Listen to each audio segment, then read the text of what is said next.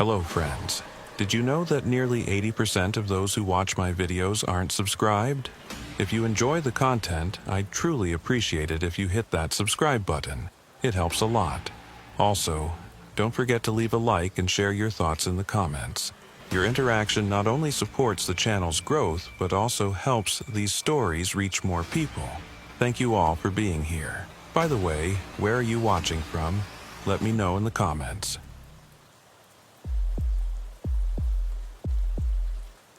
I've been wearing this badge for 17 years. 17 years of West Texas nights, empty highways, and a silence that makes you think too much about things you'd rather forget. My name is Cole Briggs, and I work the night shift at the Presidio County Sheriff's Department on the Texas-Mexico border. Most people don't understand the situation here. The border isn't just a line on a map, it's hundreds of miles of desert, mountains, and darkness so thick you could cut it with a knife. During the day, you can see the heat waves rising off the asphalt. At night, a completely different world emerges. A world where things that don't make sense during the day happen. The night this all started was August 14th, 2021. I remember because it was 2 days before my daughter's birthday, and I was supposed to pick up her present during my meal break. Never got the chance. I was running patrol along Highway 67, about 15 miles south of Marfa. It's a lonely stretch of road that cuts through some of the most desolate country you'll ever see. Jagged mountains in the distance, scrub brush, and the occasional abandoned building that used to be something before the desert reclaimed it. The radio had been quiet for most of the shift. Unusual for a Saturday night, but I wasn't complaining. Then, at 11:47 p.m., dispatch broke the silence. Unit 23, we have a reported disturbance at mile marker 83. Caller states they can hear someone calling for help. I grabbed the mic. Copy that, dispatch. What's the location of the caller? There was a pause. I could hear Sarah, our dispatcher, typing on her keyboard. Caller disconnected before providing details. Number came back to a burner phone, no Jeep's data. That was the first thing that felt wrong. People don't usually call 911 from burner phones unless they've got something to hide. And mile marker 83 was in the middle of nowhere. No houses, no businesses, nothing but desert for miles in every direction. 10-4, dispatch. I'm about 8 minutes out. Any description of the disturbance? Negative.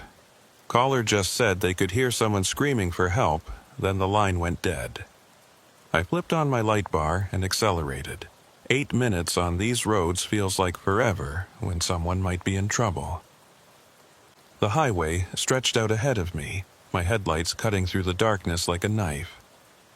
On either side, the desert was alive with shadows that moved in ways that made you wonder if your eyes were playing tricks on you. As I approached mile marker 83, I slowed down and scanned both sides of the highway. Nothing.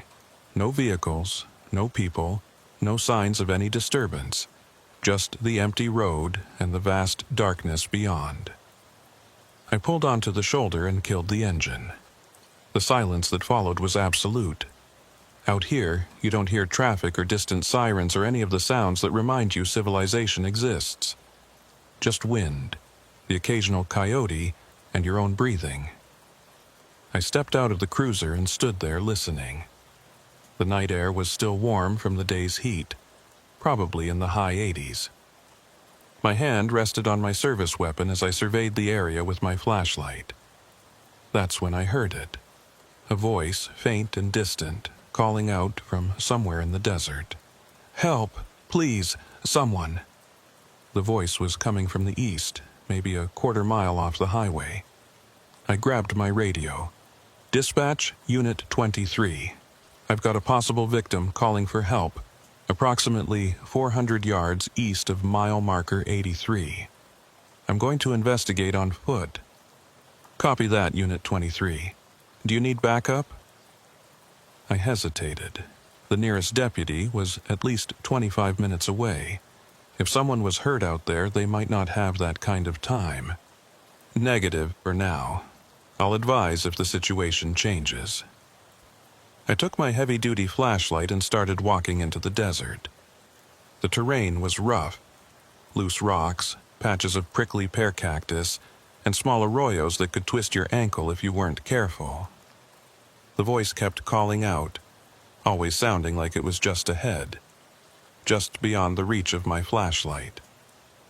After about 10 minutes of walking, I stopped and listened again. The voice had stopped. I called out, "Sheriff's Department, where are you?" Nothing. I swept my flashlight across the landscape. In the beam, I could see the outline of an old dirt road, barely visible beneath years of desert growth. It wasn't on any map I'd ever seen, and I'd patrolled this area for years. The road looked like it hadn't been used in decades, but as I walked closer, I noticed something that made my skin crawl. Fresh tire tracks.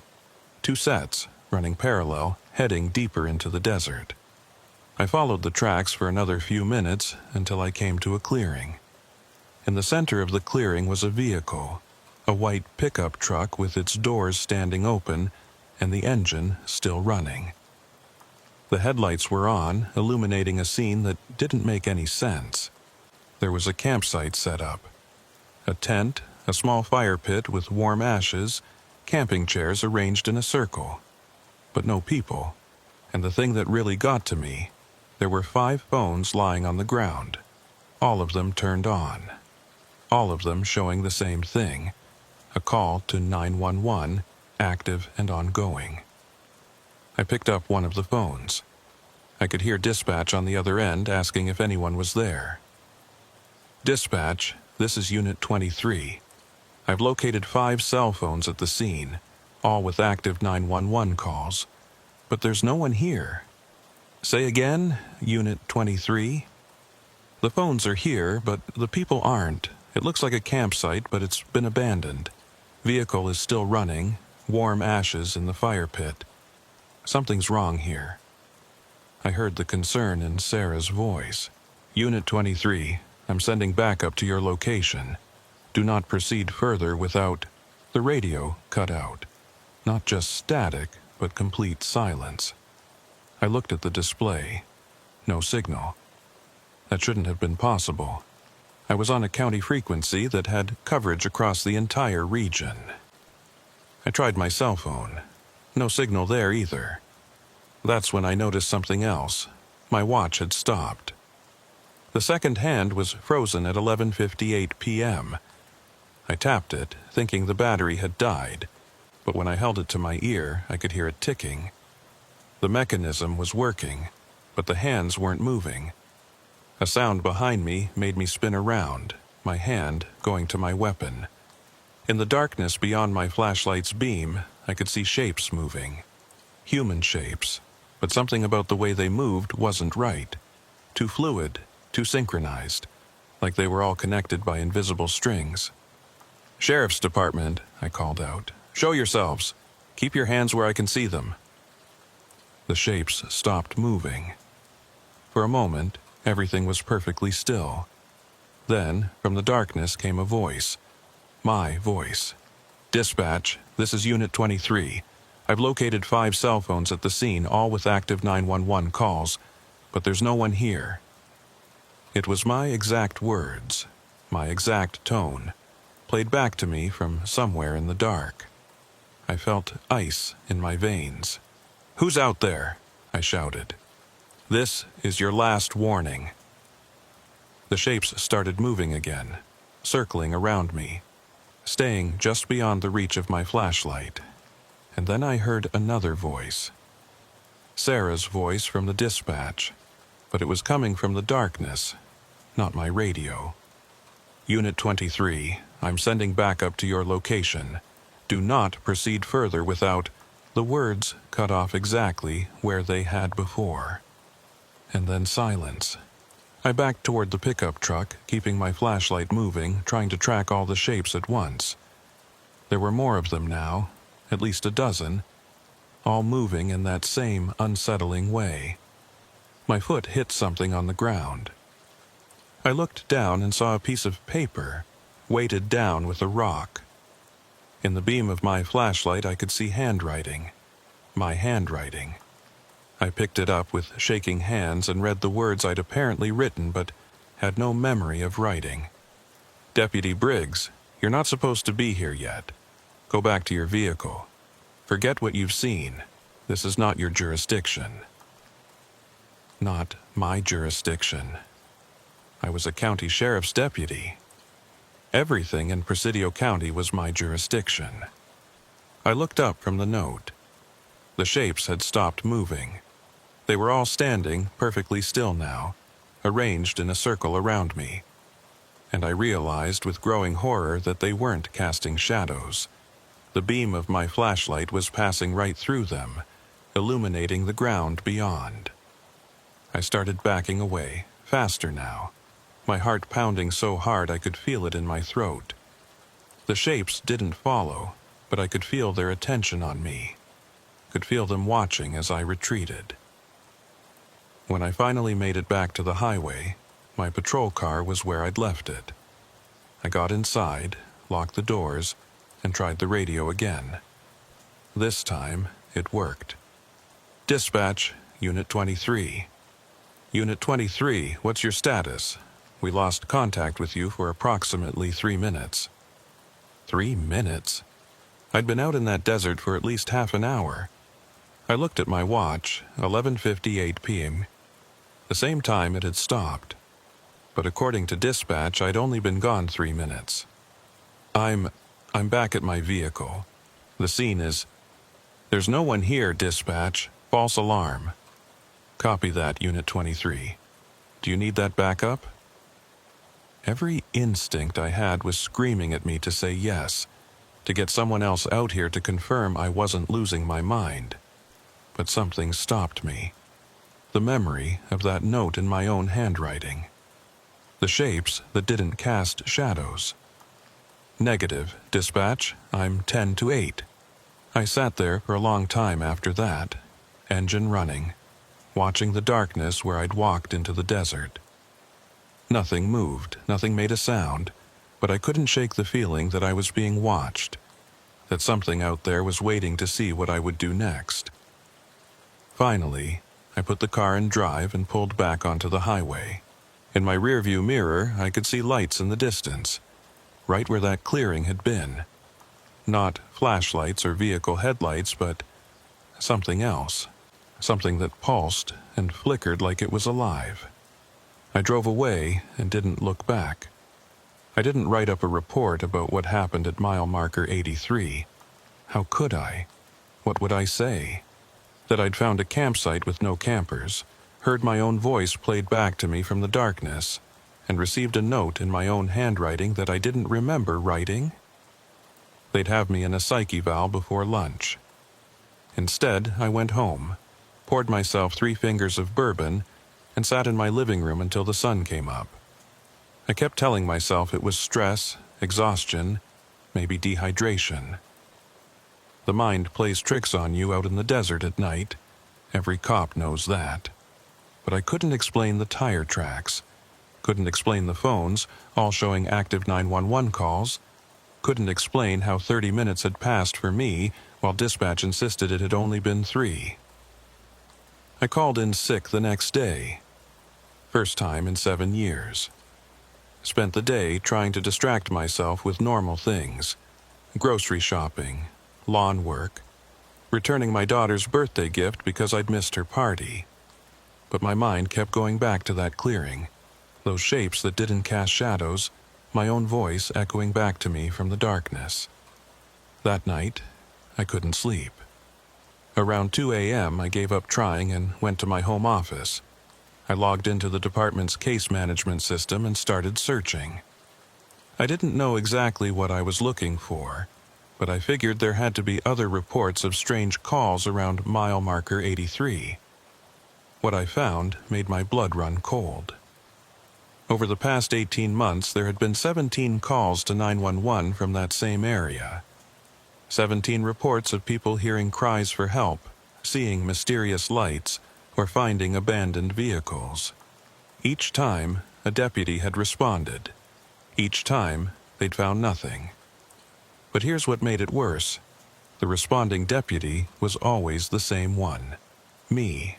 I stared at the screen, reading through reports I had no memory of writing. According to the logs, I'd been to mile marker 83 17 times in the last year and a half. Each report was brief, almost identical. Responded to call of disturbance. No evidence of criminal activity. Area clear. But I only remembered one visit, the one from last night. I pulled up my duty logs for the past 18 months. Sure enough, each time I'd supposedly responded to mile marker 83, there was a gap in my log entries. Sometimes 15 minutes, sometimes half an hour. Time I couldn't account for. My hands were shaking as I reached for my phone. I needed to talk to someone about this. But who? Who do you call when you're a cop and you think you're losing your mind? That's when my phone rang. Unknown number. I almost didn't answer, but something made me pick up. Hello? Static, then a voice. My voice. Deputy Briggs, you're looking in the wrong place. I dropped the phone. It clattered onto my desk, still connected. I could hear breathing on the other end, my own breathing somehow coming through the speaker. Who is this? I demanded. You know who this is. You've always known. This isn't funny. I'll trace this call. You can't trace what doesn't exist. Just like you can't explain what happened at mile marker 83. Just like you can't explain the 17 visits you don't remember. I grabbed the phone. What do you want? I want you to stop looking. Stop trying to make sense of it. Some things aren't meant to be understood, Deputy Briggs. Some things exist in the spaces between the seconds on your watch. In the miles that aren't on any map. In the calls that come from phones that shouldn't work. That's not. Your watch stopped at 11:58 p.m. last night.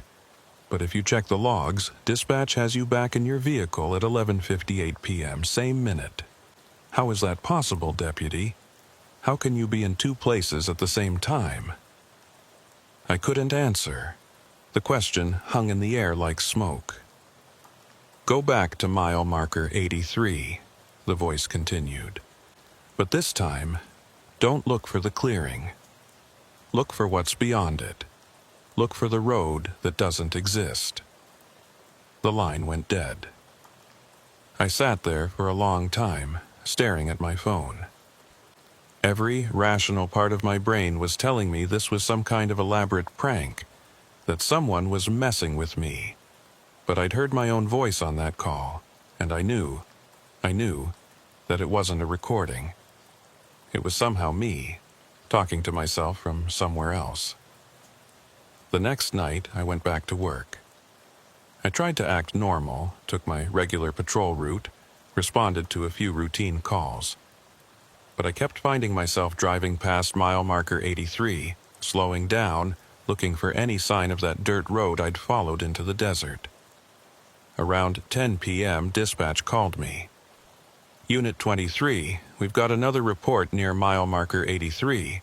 Caller says they can see lights moving in the desert, approximately half a mile east of the highway. My heart started pounding. Copy that, dispatch. What's the caller's information? Same as before.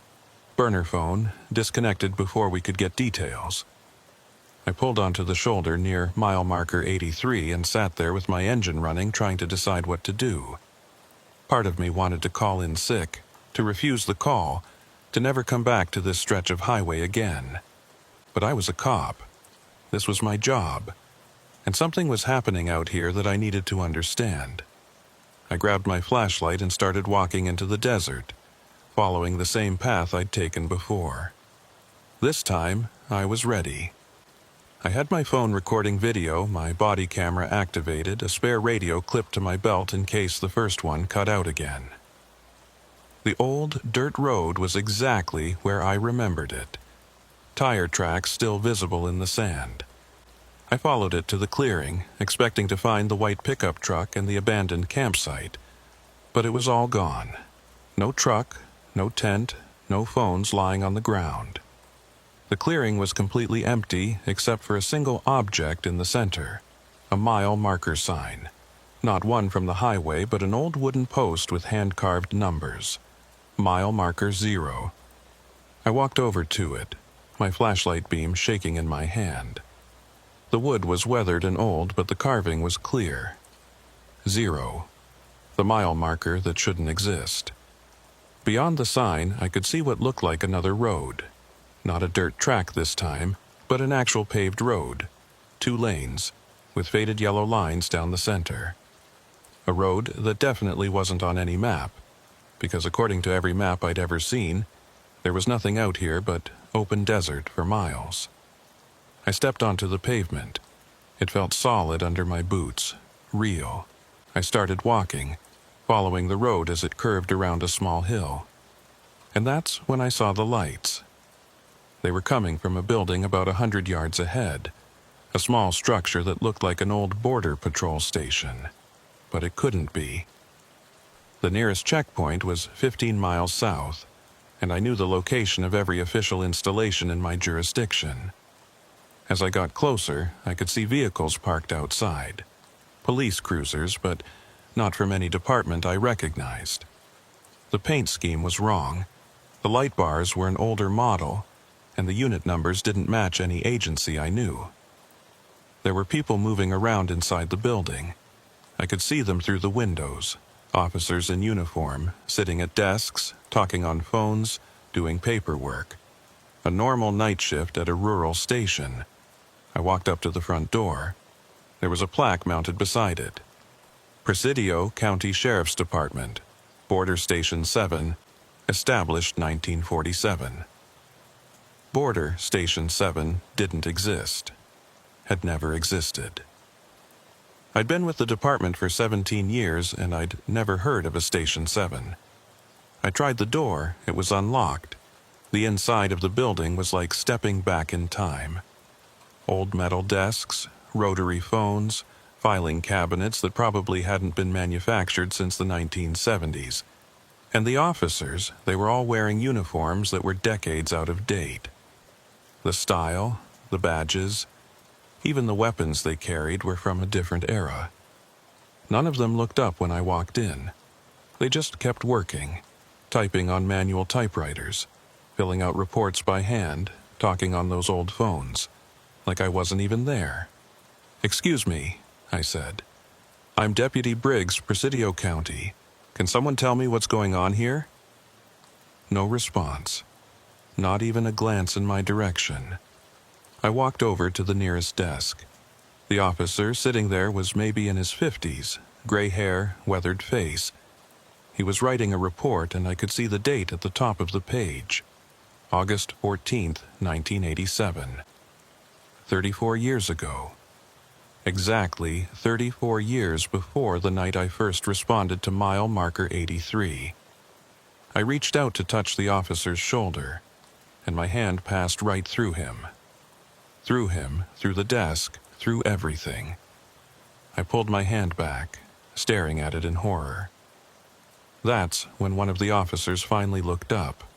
A younger man, maybe in his 30s, sitting at a desk by the window. He was looking right at me, and there was recognition in his eyes. He stood up and walked over. As he got closer, I could see his nameplate. Deputy C. Briggs. My nameplate. My name. But this man wasn't me. He was older, more worn down, with scars I didn't have and eyes that had seen things I couldn't imagine. "You came back," he said. His voice was rough, tired. "I knew you would. They always do." "Who are you?" I managed to ask. "I'm you, Deputy Briggs, 34 years from now. Or 34 years ago, depending on how you look at it. Time doesn't work right here. Nothing works right here. This isn't possible. Neither is hearing your own voice in the darkness. Neither is losing 30 minutes that dispatch insists was only 3. Neither is any of this. But here we are." I looked around the station. The other officers were still working, still ignoring us. What is this place? This is where we end up. All of us who got too close to mile marker 83. All of us who followed the voices into the desert and found the road that doesn't exist. He gestured to the other officers. Some of them have been here since the 1950s. Some since last month. Time doesn't mean anything here. But I'm still out there. I'm still working my shift. Are you? How do you know? Maybe you're out there walking through the desert, and this is the real you. Or maybe you're in both places at once. Maybe that's what mile marker 83 does. It splits you, puts one version of you on patrol and traps another version here. I thought about the reports I'd written. The ones I didn't remember. The 17 visits to this area, all documented, but all blank in my memory. Had I been here all those times? Had some version of me been trapped in this station while another version kept working, kept living, completely unaware? How do I get out? I asked. The other me smiled, but there was no humor in it. You don't. None of us do. We're all stuck here working a shift that never ends, in a station that shouldn't exist, on a road that's not on any map. We're the ones who got too close to the edge of something we weren't supposed to see. No, I shook my head. There has to be a way. There's always a way. Then you're smarter than the rest of us. We've been trying to find the exit for decades. Some of us longer. But every time we think we've figured it out, we end up right back here. Writing reports that no one will read. Taking calls that never really happened. Patrolling a border that doesn't exist. I looked at the windows. Outside, I could see the desert, lit by lights from the station. But it wasn't the same desert I'd walked through. The landscape was different. Wrong, somehow. Mountains that shouldn't be there. Roads that curved in impossible directions. A sky that was too dark and full of stars that didn't match any constellation I knew. You need to leave, the other me said suddenly. You're not fully here yet. Not like we are. You still have a chance to go back, to forget, to stay on the other side of mile marker 0. What if I don't want to forget? Then you'll end up like us, trapped between the seconds on your watch, caught in the spaces between the miles on your map. Is that what you want? To spend eternity answering calls that never end, chasing voices in the darkness that you'll never catch? I looked around the station one more time. All these officers, all these versions of lawmen who'd gotten too close to something they couldn't understand. Some of them had probably been good cops, dedicated, doing their jobs. And this was where they'd ended up. How do I make sure I don't come back? I asked. You stop looking, stop asking questions. The next time you drive past mile marker 83 and you hear voices, or see lights, or get a call about a disturbance, you keep driving. You tell dispatch it was a false alarm. You forget you ever found this road. That's not who I am. I don't ignore calls.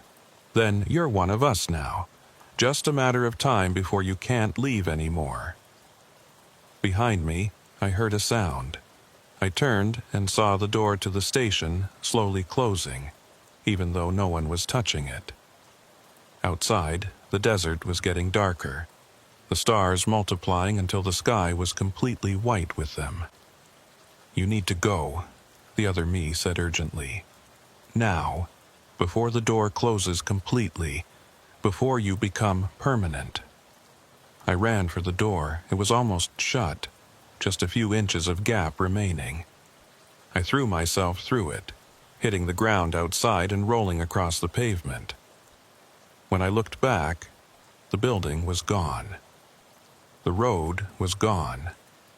I was lying in the empty desert, surrounded by nothing but sand and scrub brush, with my flashlight lying a few feet away, still turned on.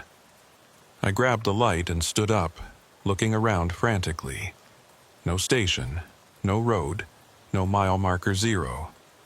Just the desert, exactly as it should be. I checked my watch, 11:58 p.m. Still. And in the distance I could hear my radio crackling. Unit 23, what's your status? We've lost contact. I didn't respond to dispatch right away. I stood there in the desert, trying to process what I'd just experienced. The station that shouldn't exist. The road that wasn't on any map. The other me, trapped there for what he claimed was decades, working a shift that never ended. Every instinct I had as a cop told me to report this, to get someone else out here to verify what I'd found. But I also knew how that conversation would go. I'd sound insane. They'd put me on administrative leave, order a psych eval, maybe force me into early retirement. And then what? The voices would still be calling from mile marker 83.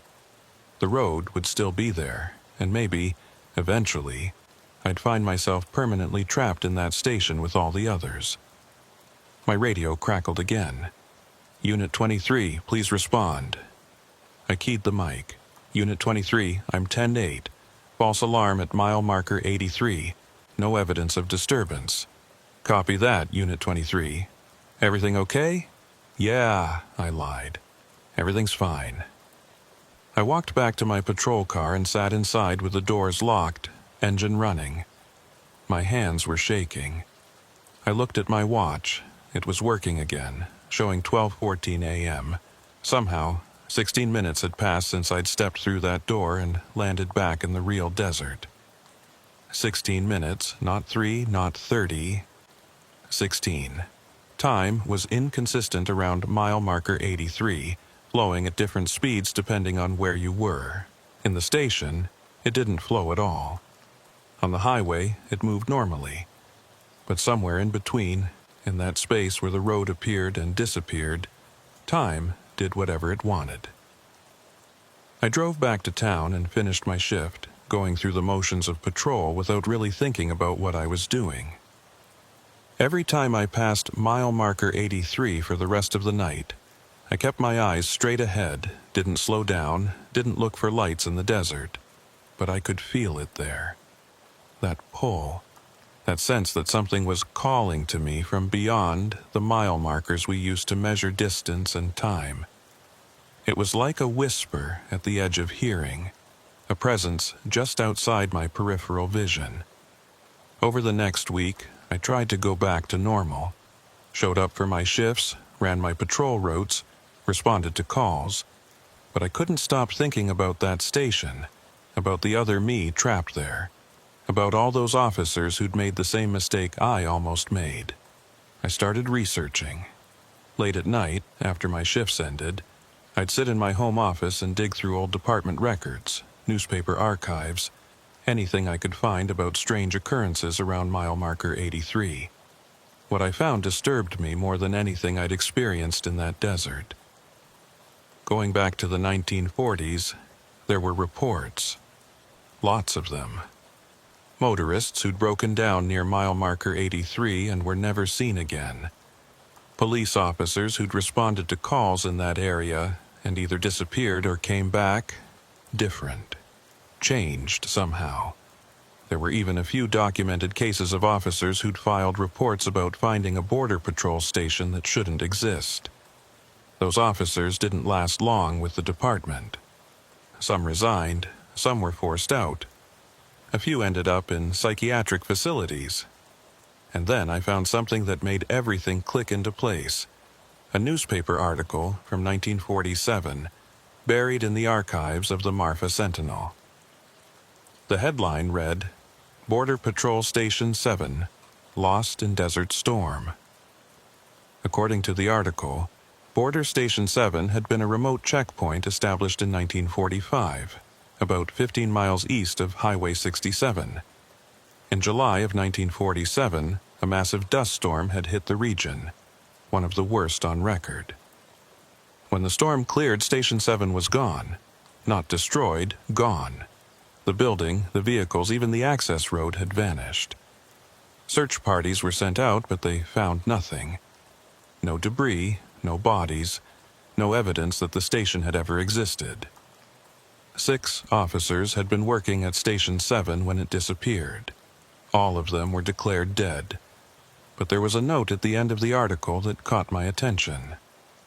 Several search party members reported hearing radio transmissions from the missing officers for weeks after the station disappeared. Investigators attributed these reports to atmospheric interference and grief-induced hallucinations. I sat back in my chair, my mind racing. The station I'd found wasn't a hallucination or a parallel dimension or whatever else I'd been imagining. It was Station 7, still there, still functioning, still staffed by officers who thought they were working a normal shift. But they weren't in our world anymore. They were somewhere else. Somewhere that time didn't work right. Somewhere that only appeared when conditions were just perfect. And for some reason, that somewhere had a connection to mile marker 83. The next night I went back. I know I shouldn't have. The other me had warned me to stay away, to forget what I'd seen. But I couldn't. I needed to understand. I needed to know if there was a way to help those officers, to bring them back, to close whatever door had opened in that desert in 1947. This time, I came prepared. I had extra batteries for my flashlight, multiple radios, my cell phone fully charged, a GPS unit, even a compass. I documented everything, took photos of the mile markers, recorded video of the drive, made detailed notes about exactly where I was and what time it was. I parked at mile marker 83 at 11 o'clock p.m. I figured if things went wrong at 11:58, if that was somehow the critical moment, I'd have almost an hour to get out. The walk into the desert was easier this time. I knew where I was going. Within 20 minutes, I found mile marker 0 and the road that led to Station 7.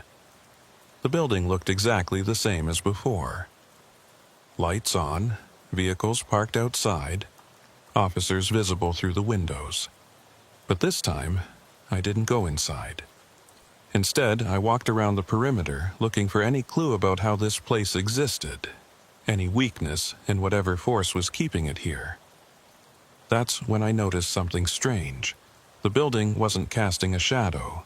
The lights from inside should have created shadows outside, especially from the vehicles and equipment, but there were none. It was like the station existed in its own pocket of light, separate from the darkness around it. I pulled out my phone and tried to take a photo.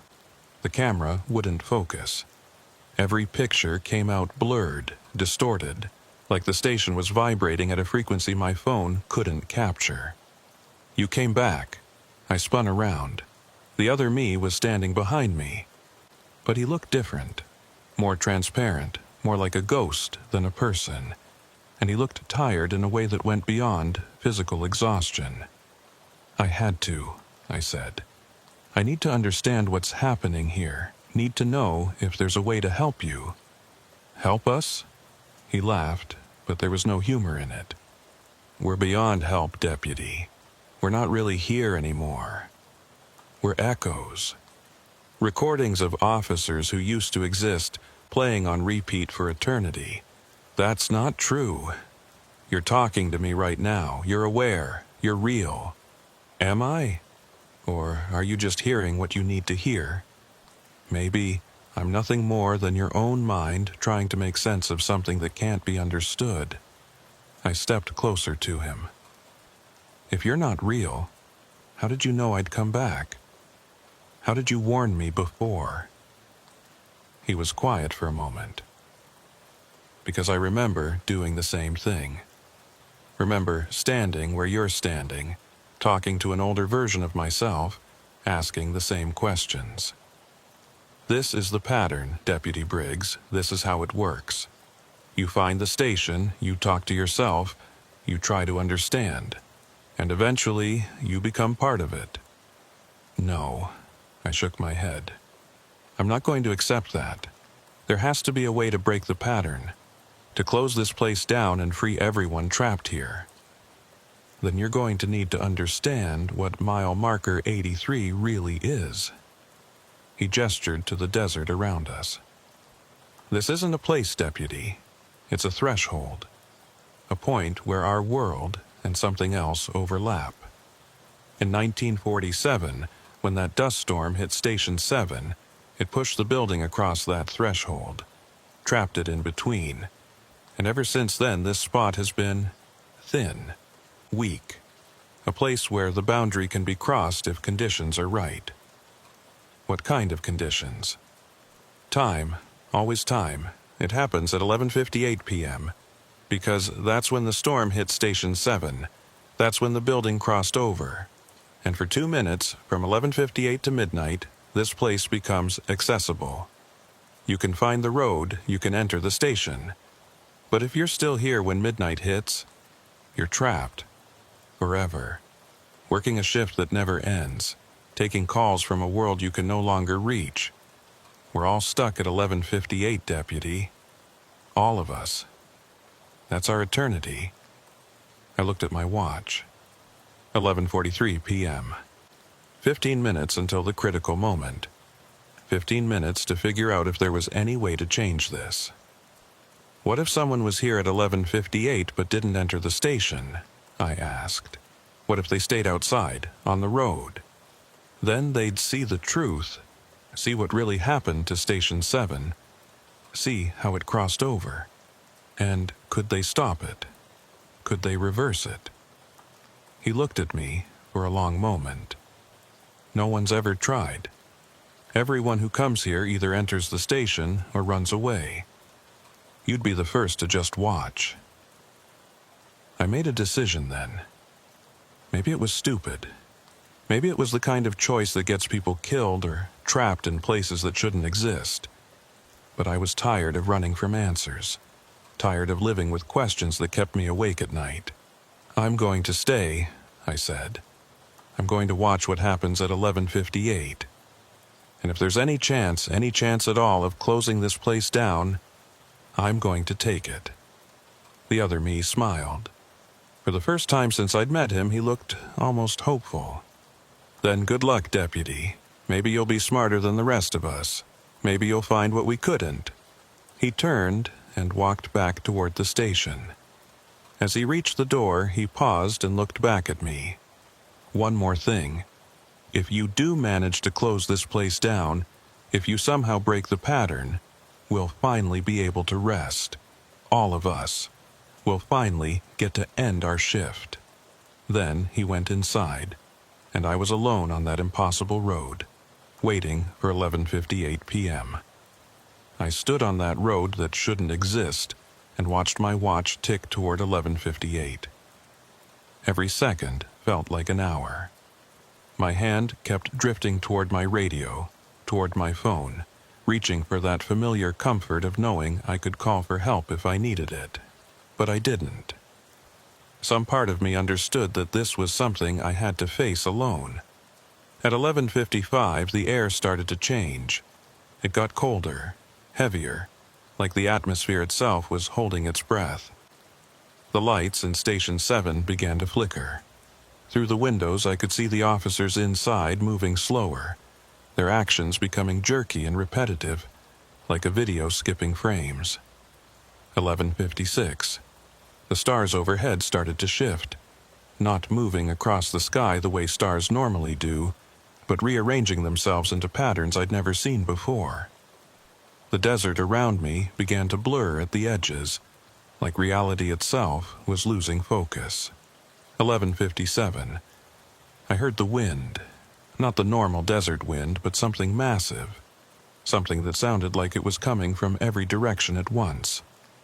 The dust storm from 1947, still happening, still raging, caught in an eternal loop just like the officers in the station. And then 11:58 hit. The world split open. I don't have better words for it. The desert, the station, the road, everything fractured like a broken mirror. And I could see through the cracks. I could see 1947. See the original Station 7 in the moment the dust storm hit. I could see the officers running inside, trying to escape the wall of sand and wind bearing down on them. I could see the building starting to fade, starting to cross over into wherever it ended up. But I could also see other times, other moments. I saw myself, dozens of versions of myself, standing in this same spot across different years. Some of them were older, some younger. Some were wearing different uniforms, carrying different weapons. All of them watching, all of them trying to understand. And behind all of it, beneath all of it, I saw what mile marker 83 really was. It wasn't a place or a threshold or any of the things I'd been thinking. It was a scar, a wound in time itself, created when Station 7 had been torn from one moment and scattered across all moments. The dust storm had done more than destroy a building. It had punched a hole through the fabric of everything, creating a spot where past and present and future all existed at once. Station 7 wasn't trapped in 1947. It was trapped in every year simultaneously, and everyone who'd ever gotten close enough to see it, everyone who'd ever responded to a call at mile marker 83, had become part of that same eternal moment, including me. I looked down at my hands. They were starting to fade, starting to become transparent like the other me had been. I could see through my fingers to the road beneath them. The process was beginning. I was crossing over. But I'd seen something else in those fractured moments. I'd seen that the scar wasn't permanent. It was held together by repetition, by the pattern of officers responding to calls, finding the station, becoming trapped. Every time someone new fell into the pattern, the scar got stronger, more stable, harder to heal. Which meant that if someone could break the pattern, I pulled out my radio. My hands were almost completely transparent now. I could barely feel the plastic casing under my fingers, but I managed to key the mic. "Dispatch," I said, my voice sounding distant even to my own ears. "This is Unit 23. I need you to listen carefully. I'm at mile marker 83, and I need you to update the patrol protocols for this sector." Static, then Sarah's voice, concerned. "Unit 23, you're coming in broken. What's your status?" "Dispatch, I need you to mark mile marker 83 as a no-response zone. Any calls coming from this area should be logged but not answered. Any reports of disturbances should be noted but not investigated. Do you copy?" "Unit 23, I can't authorize that without a supervisor." "Then get a supervisor, get the sheriff, get whoever you need. But this is critical dispatch. No one responds to mile marker 83. No one investigates. No one comes out here. Mark it as a dead zone." There was a long pause. When Sarah spoke again, her voice was different, urgent. "Cole, what's happening? Are you okay?" I looked down at myself. I was barely there anymore, just an outline of a person filled with desert air. But the scar around me was starting to change. The fractured images were becoming less stable, flickering in and out. By removing myself from the pattern, by refusing to complete the cycle, I was weakening it. "I'm ending my shift," I said into the radio. Tell Emma that I'm sorry I missed her birthday. Tell her Daddy had one more call to answer." "Cole, wait." I dropped the radio and walked toward the Station 7. The building was starting to fade too, becoming more translucent with each step I took. Inside, I could see the officers looking around in confusion as the walls around them began to dissolve. The other me was standing in the doorway. He looked solid again, real again, but different. Younger somehow, like the weight of those eternal years was lifting. "You did it," he said. "You broke the pattern. The scar is closing." "What happens to all of you?" I asked. "We get to finish our shift. We get to go home." He looked past me, out at the desert that was becoming more real as the station became less so. "We get to rest." Behind him, the other officers were standing up from their desks, setting down their phones, closing their report books. They all looked tired but relieved, like people finishing a long day of work. One by one, they walked toward the door, toward the desert that was no longer trapped in 1947. As each officer stepped outside, they faded completely, dissolving into the night air like smoke. But they were smiling. After decades of being caught in that eternal moment, they were finally free. The other me was the last one left. He stood in the doorway looking at me. "Thank you, Deputy Briggs, for being brave enough to stay, for being smart enough to see what needed to be done. Will I?" I looked down at my hands. They were almost gone now. "Will I make it back? I don't know. You're part of the scar too now, part of the moment that's closing. But maybe if you run, if you get back to your patrol car before midnight hits, before the scar closes completely." I checked my watch. 11:59 p.m. 1 minute. I ran. I ran back down that impossible road, my feet barely touching the pavement that was already starting to disappear. I ran past mile marker 0, which was crumbling into dust even as I passed it. I ran through the desert that was rearranging itself around me, mountains appearing and disappearing, the terrain changing with every step. Behind me, I could hear Station 7 collapsing. Not with a crash, but with a sound like a sigh, like something that had been holding its breath for 70 years, finally letting go. I could see my patrol car ahead, parked where I'd left it on the shoulder of Highway 67.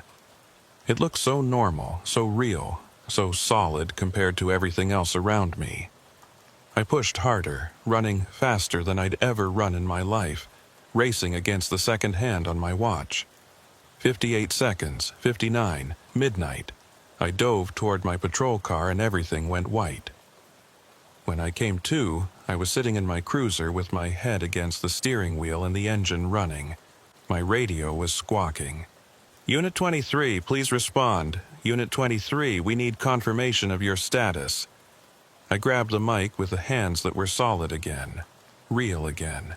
"Unit 23, I'm here, dispatch. I'm okay." "Copy that, Unit 23. You've been off the air for 43 minutes. We were about to send backup." 43 minutes. I looked at my watch. 12:43 a.m. I'd lost almost an hour, but I was back. I was real. I was alive. I looked in my rearview mirror, back toward where mile marker 83 should be. But something was different. The desert looked wrong. Too empty, too normal. Like something that had been there for a long time was now missing. I put the car in gear and drove north, away from that spot. I didn't look back again. That was 4 years ago. I'm retired now, living in Albuquerque. I don't talk about what happened that night. Who would believe me? A story about a road that doesn't exist, a station trapped in time, and a scar in reality that was held together by the pattern of officers making the same mistake over and over. But sometimes, late at night, I drive out into the desert. Not to Texas, but to the empty places in New Mexico, Arizona, Nevada. Places where the stars are bright and the roads are long and you can go hours without seeing another soul.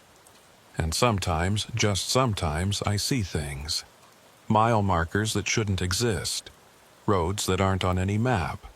Buildings that appear for a moment and then fade away like mirages.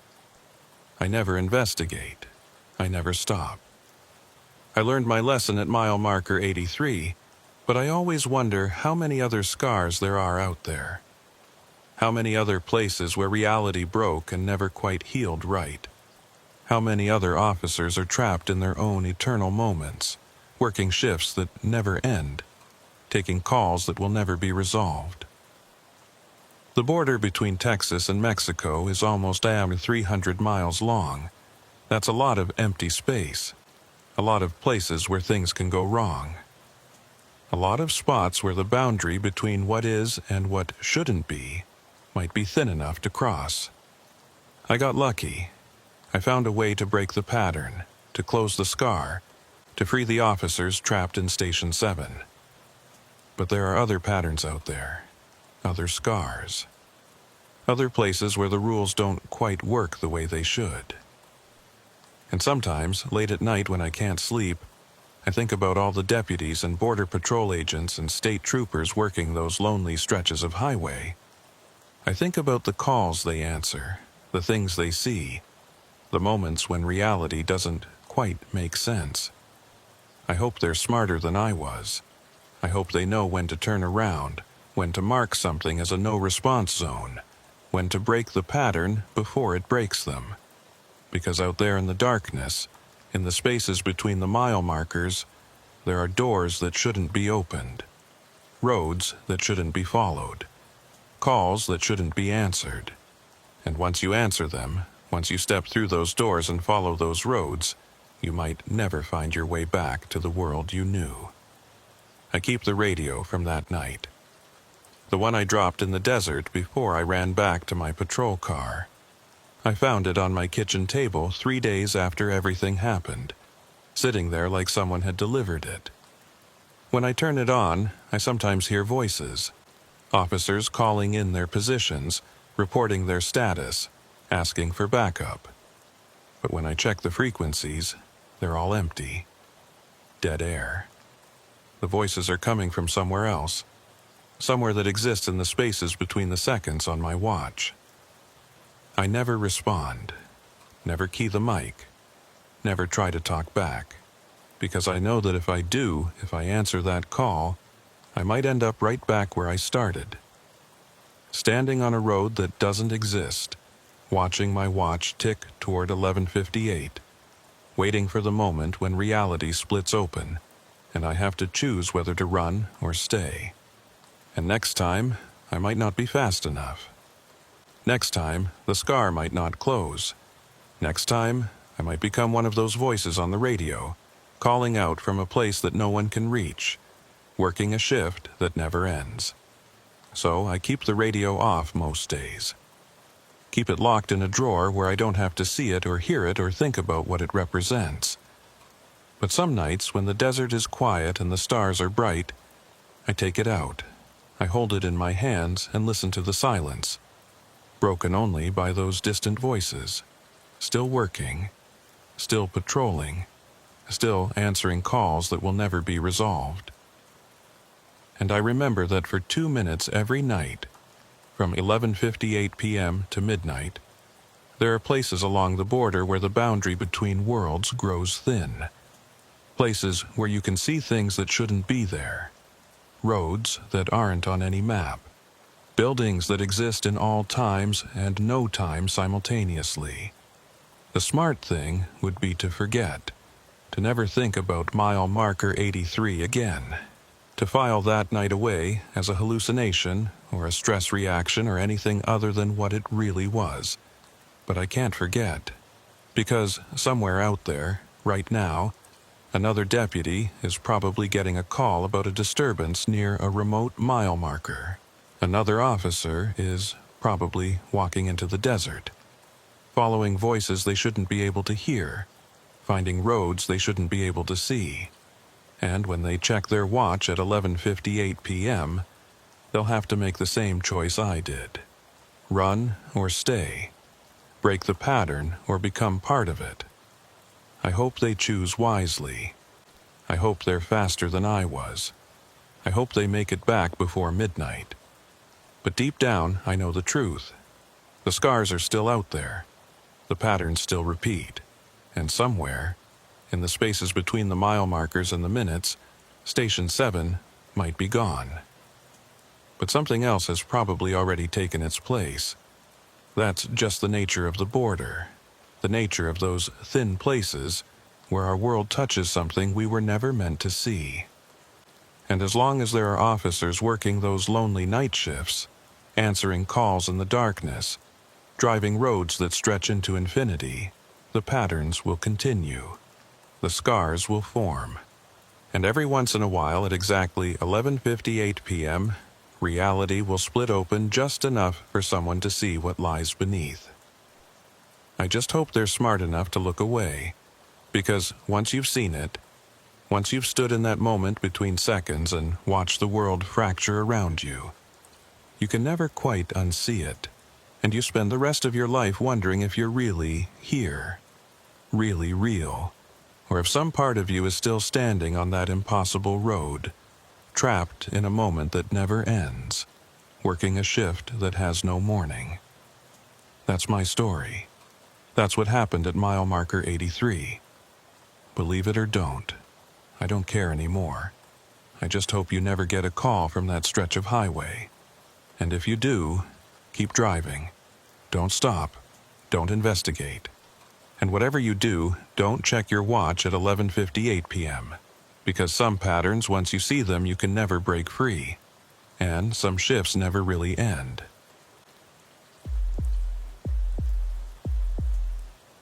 My name is Mason Harper, and I've been a deputy with the Brewster County Sheriff's Department for 12 years. 12 years of patrolling the emptiest, most unforgiving stretch of the Texas-Mexico border you can imagine. Out here, the desert doesn't care who you are or what badge you wear. It just waits, patient and indifferent, for you to make a mistake. I'm telling you this because what happened to me last October changed everything I thought I knew about these roads, about time, about the nature of reality itself. And because if I don't tell someone, if I don't get this out, I think it might drive me completely insane. It started on October 23rd, 2021. A Tuesday night, unusually cold for that time of year. I remember checking the thermometer on my dashboard as I started my shift. 54 degrees, with a forecast calling for clear skies and a full moon. Perfect conditions for patrol work. Good visibility. Cool enough that you could work without sweating through your uniform, but not so cold that your fingers went numb when you had to handle equipment. I was assigned to the northern sector that night, which meant I'd be covering about 200 square miles of mostly empty desert between Alpine and the border. It's the kind of territory where you might go your entire shift without seeing another living soul. Just you, your thoughts, and the endless ribbon of asphalt stretching into the darkness. The shift started normal enough. I checked in with dispatch at 10 p.m., ran through my equipment check, and headed out on my usual route. Highway 118 south, then east on Ranch Road 2627, looping back north through a series of unnamed dirt roads that connected remote ranches and oil pump stations. I'd driven this route hundreds of times. I knew every turn, every cattle guard, every place where flash floods had washed out the shoulder and left deep ruts in the road. I could probably drive it blindfolded if I had to. Around 11:30 p.m., I was heading north on one of those unnamed dirt roads. Locals called it the Miller Track, after the family that had owned the land back in the 1950s. It was a straight shot for about 15 miles, cutting through flat scrubland dotted with mesquite and creosote bushes. Nothing out there but jackrabbits and the occasional coyote. That's when I saw it. A road branching off to the east. A paved road, 2 lanes, with fresh yellow lines down the center, and what looked like newly installed reflectors along the shoulder. I slowed down, confused. There was no paved road here. I'd driven past this exact spot at least twice a week for 12 years, and there had never been anything but open desert on the east side of Miller Track. I pulled over and got out of my cruiser, leaving the engine running and the headlights on. The new road was right there, clear as day in my headlights.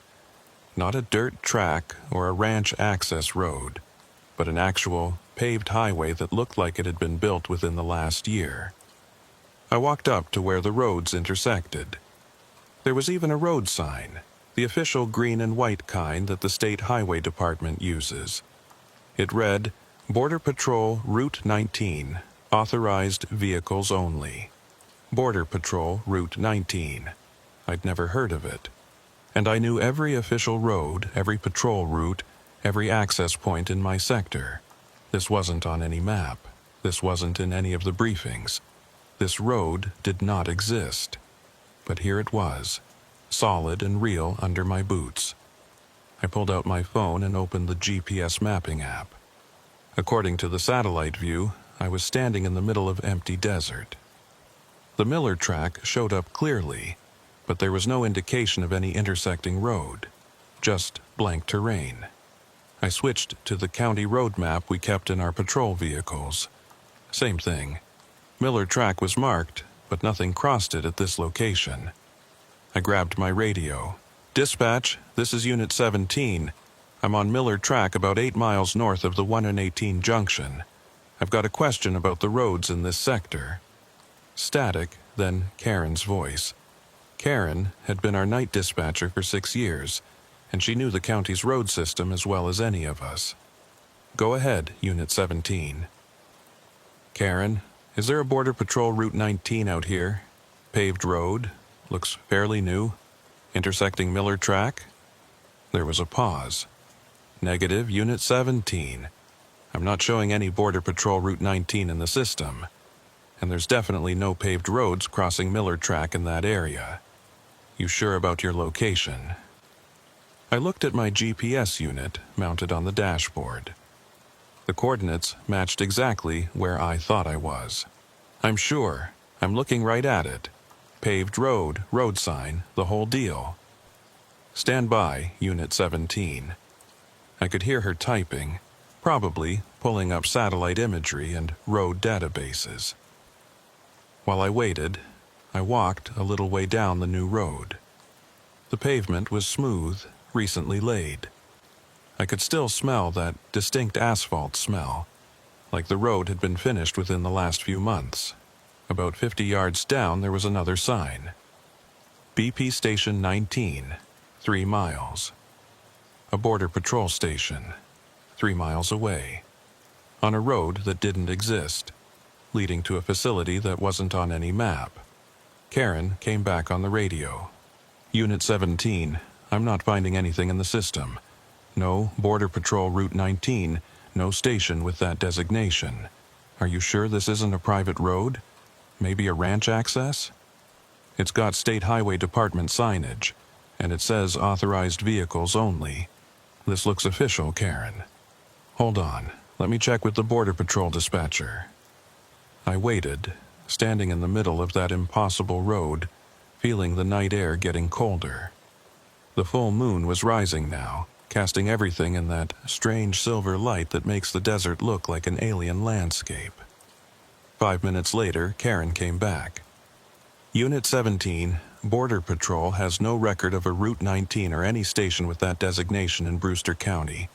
They're saying their nearest facility to your location is the checkpoint on 118, about 40 miles south." "Copy that," I said, but I wasn't sure what to make of it. The road was here.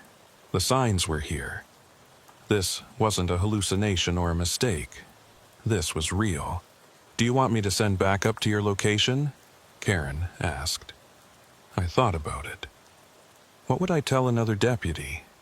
That I'd found a road that shouldn't exist? That there was a Border Patrol station 3 miles away that wasn't in anyone's database? Negative. I'm going to check it out. I'll report back in 15. "Copy that, Unit 17. Be careful." I got back in my cruiser and turned onto Border Patrol Route 19.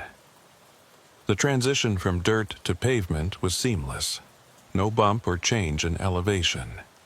Just smooth, new asphalt under my tires. The road ran straight east for about a mile, then started to curve slightly to the north. On either side, the desert looked normal. Scrub brush, occasional rocks, the same landscape I'd been patrolling for 12 years. But something felt off. The shadows were wrong somehow, falling at angles that didn't quite match the position of the moon. At the 2-mile mark, I passed another sign. "BP Station 19, 1 mile. My hands were gripping the steering wheel tighter than they should have been. Every instinct I'd developed over 12 years of police work was telling me something was wrong, that I should turn around and get back to Miller Track. But I kept driving. I needed to know what was at the end of this road. The station appeared suddenly, rising out of the desert like it had always been there. It was a standard Border Patrol facility, low, rectangular building with a flat roof, painted in that distinctive green and white color scheme. There were several vehicles parked outside, 2 Border Patrol SUVs, what looked like an administrative sedan, and a maintenance truck. Lights were on inside the building. I could see people moving around through the windows. I pulled into the parking area and sat there for a moment, trying to decide what to do. This facility looked real. The vehicles looked real. The people inside looked real. But according to every database, every map, every official source, none of this should exist. I got out of my cruiser and walked toward the main entrance. There was a plaque mounted beside the door. U.S. Border Patrol Station 19, established 2019. 2 years ago. A fully operational Border Patrol station had been built 2 years ago, and somehow no one in the county sheriff's department knew about it. I pushed open the door and stepped inside. The interior was exactly what you'd expect from a Border Patrol facility. A reception area with a desk, a waiting area with plastic chairs, hallways leading to offices and holding cells. Everything looked clean, new, official.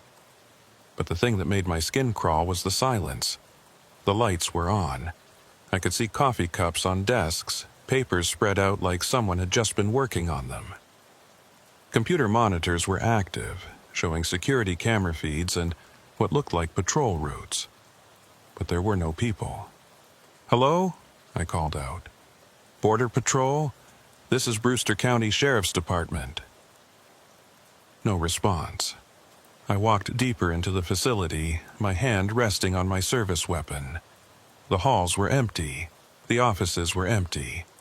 Even the holding cells were empty, though one of them had a blanket spread out on the bench like someone had been sleeping there recently. I found the operations center, a large room with multiple computer workstations and a wall of monitors showing various camera feeds. All the equipment was running, but there was no one there to operate it. On one of the monitors, I could see my patrol car in the parking lot, the image crystal clear from the security camera outside. I could see myself standing in the operations center, looking at the monitors. The image on the screen and my actual position matched perfectly, except the timestamp on the security footage was wrong. According to the timestamp, it was 11:47 p.m., but when I checked my watch, it showed 12:03 a.m. I'd lost 16 minutes somewhere. I pulled out my phone. It showed 12:03 a.m., same as my watch. But all the clocks in the station, all the computer timestamps, they all showed 11:47 p.m. I grabbed my radio. "Dispatch, Unit 17. What time do you have?" 12:03 a.m., Unit 17. "Everything okay?" "Yeah, just checking. Can you confirm my location?" There was a pause while Karen checked her system. "You're showing on Miller Track, about 8 miles north of 118. Haven't moved in the last half hour." "Copy that." But I wasn't on Miller Track. I was 3 miles east, in a Border Patrol station that shouldn't exist. Yet according to dispatch, my GPS tracker still showed me on that dirt road. I went back outside. My cruiser was where I'd left it, but now there were other vehicles in the parking lot that hadn't been there before. 5 additional Border Patrol SUVs, all parked in perfect formation, all empty. The moon had moved. Not the way it normally moves across the sky, but jumped, like someone had cut out 15 minutes of time and spliced the remaining parts together. The shadows had shifted dramatically, and the air temperature had dropped at least 10 degrees. I got in my cruiser and started the engine. Every fiber of my being was screaming at me to get out of there, to drive back down Border Patrol Route 19 and get back to Miller Track, back to roads that existed on maps, back to a world that made sense. I put the car in reverse and turned around. The road stretched out behind me. illuminated by my headlights. Same smooth pavement, same yellow lines, same reflectors along the shoulder. I started driving back the way I'd come, but something was wrong. The distance markers were counting up instead of down. BP Station 19, 2 miles, became BP Station 19, 3 miles, even though I was driving away from the facility. I drove faster. The mile markers kept increasing. 4 miles, 5 miles, 6 miles. I should have reached Miller Track by now. I should have been back on familiar ground. But the road just kept going, straight and endless, stretching into darkness that my headlights couldn't quite penetrate. I checked my odometer. I'd driven 11 miles from the station, but the distance markers now showed BP Station 19, 11 miles, and were still counting up. I was moving away from Miller Track, even though I was heading back the way I'd come. That's when I saw the lights in my rearview mirror. A vehicle was behind me, closing fast. As it got closer, I could see it was a Border Patrol SUV, light bar flashing. It pulled up behind me and hit the siren, the universal signal for a traffic stop. Out here, on a road that didn't exist, with time running backwards and distances that didn't make sense. I pulled over. The Border Patrol vehicle stopped behind me, but no one got out. I could see someone in the driver's seat, but the glare from my brake lights made it impossible to see details. I waited. Protocol dictated that I should identify myself as a law enforcement, but something told me to be careful. Something about this whole situation was fundamentally wrong. After what felt like several minutes, but might have been seconds, I couldn't trust my perception of time anymore. My radio crackled. But it wasn't Karen's voice, it was my voice. Unit 17, this is Unit 17. You need to turn around. You need to go back to the station. I grabbed the mic, my hand shaking. Who is this? Identify yourself. This is Deputy Mason Harper, Unit 17, Brewster County Sheriff's Department. And you need to turn around. You're going the wrong way. I am Mason Harper, I said. What kind of... Not yet. You're not. Not out here. Time doesn't work the same way on this road. You're trying to go back, but back doesn't exist yet. You have to go forward. I looked in my rearview mirror. The figure in the Border Patrol vehicle was moving now, getting out. As they walked toward my cruiser, I could see them clearly in my mirror-mounted spotlight. It was me. Same uniform, same face, same everything. But older, maybe 10, 15 years older. Heavier, with more gray in the hair and deeper lines around the eyes. The older version of me walked up to my window. I rolled it down, even though every instinct told me not to. "Deputy Harper," he said, his voice exactly like mine, but with a weariness I hadn't heard before. "You need to listen carefully. You found Border Patrol Route 19, and now you're caught in it. This road exists outside normal time, outside normal space. The only way to get back to Miller Track is to complete the loop." "What loop? What are you talking about?" "Drive forward. Go to Station 19. Stay there until your watch shows 11:47 p.m. Then leave. Drive west. Don't stop. Don't look back. And when you get to Miller Track, keep going. Don't ever turn onto this road again." This doesn't make sense. None of this makes sense. The older me smiled, but there was no humor in it. It doesn't have to make sense. It just is. This road was built in 2019, but it wasn't built in our timeline. It was built in a different version of October 2019, where different choices were made and different outcomes occurred. And somehow, the two timelines overlap right here, right at this spot on Miller Track. That's impossible.